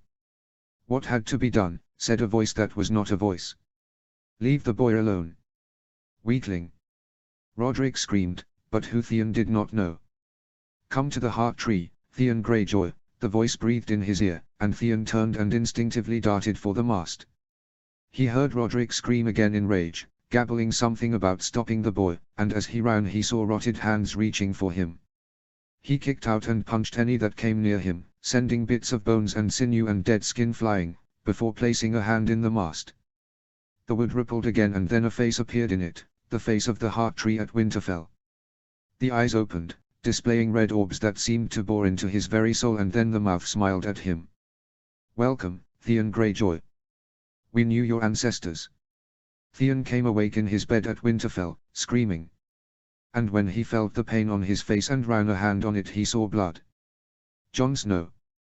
There was something in the air when he broke his fast in the morning. He couldn't put his finger on it, but there was a faint air of tension over father, who tore his bread apart with a slight scowl on his face. Jon watched him carefully but then eventually shrugged internally and moved on to his own bread and honey, whilst he mulled over whether or not to have extra piece of black pudding. Roderick Castle would be talking to him about strategy today and he knew that his brain would need extra food. And then Theon Greyjoy came in and everyone stared. He looked terrible, hollow-eyed and tired, as if he hadn't had any sleep. And then there were the thin bloody lines down the right-hand side of his face. Jon really stared at that. Had someone attacked him? Was that what had father on edge? No, surely father would have been far angrier if that had happened, and if Theon had attacked someone then he would have looked more hangdog. Instead he looked exhausted and faintly bewildered, as if he had been thinking very hard about something. Father leant forwards. Theon. What happened? The Greyjoy started slightly and then looked up from his perusal of his own piece of black pudding, like a man contemplating a dangerous risk. What? Oh, my face. I don't know, Lord Stark. I woke up from this terrible dream and my face was bloody. The various Starks along the table looked at each other, shrugged and then went back to eating. Must have been quite some dream, Robb joshed lightly, and then stopped when he saw the look on Theon's face. What did you dream of? My brothers, Theon said distractedly as he pushed at the black pudding with a knife and then frowned at it. Only they were dead. I was in a boat filled with dead men rowing. I've never had a dream like that before. It was terrible. There was danger ahead. Great danger. And the sea was full of corpses. Jon looked up at that and then stopped eating when he saw the look on the faces of Father and Robb, who had both gone very still in that uniquely stark manner that came over them when absorbing news. Bad news at that. Go on, Robb said thickly. What else? I tried to give orders to change direction to the other shore, the safer shore, but Roderick didn't listen. He slashed my face. He smiled mirthlessly. Some dream I must have clawed at my own face as I slept. Then he paused. The mast, he said eventually. It turned into a heart's tree. And the eyes opened. There was this voice. It saved me from Roderick and the others. He shook his head like a dog shaking off water and then speared his piece of black pudding. Your pardon. I'm rambling. Just a dream. Father and Robb had gone completely white now and Lady Catelyn had also turned pale. Sansa and Bran were frowning and even Arya had noticed that something seemed to be wrong. Rickon on the other hand was busy making his porridge wobble now that all the grown-ups were distracted. Theon took a bite out of his black pudding and then realized that Father and Robb were staring at him. What? It was just a dream. Father stood up, brushing the crumbs from his beard. Theon, come to my solar at once. Robb, you too. Cat, can you join us there? Of course, Ned, Lady Catelyn said distractedly, before noticing what Rickon was doing. Sweeterling, eat it, don't play with it. You'll make a mess. Rather bewildered, Theon stood and joined Father and Robb as they strode out of the room. Jon watched them go with a frown. Something was very wrong. Robb. After Theon finished telling of his dream, a silence filled Father's solar.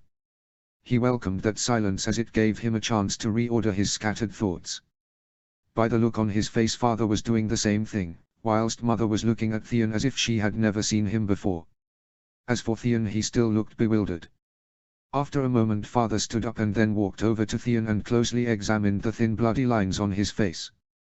When he straightened up again, his face was set.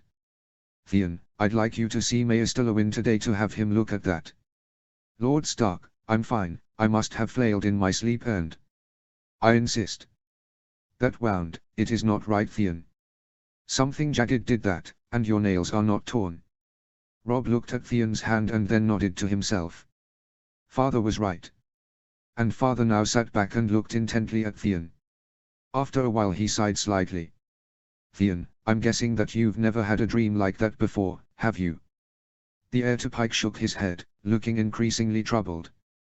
And then Father stood and poured some wine into a cup before giving it to Theon. Drink this. Theon sniffed it appreciatively and then looked up with a frown.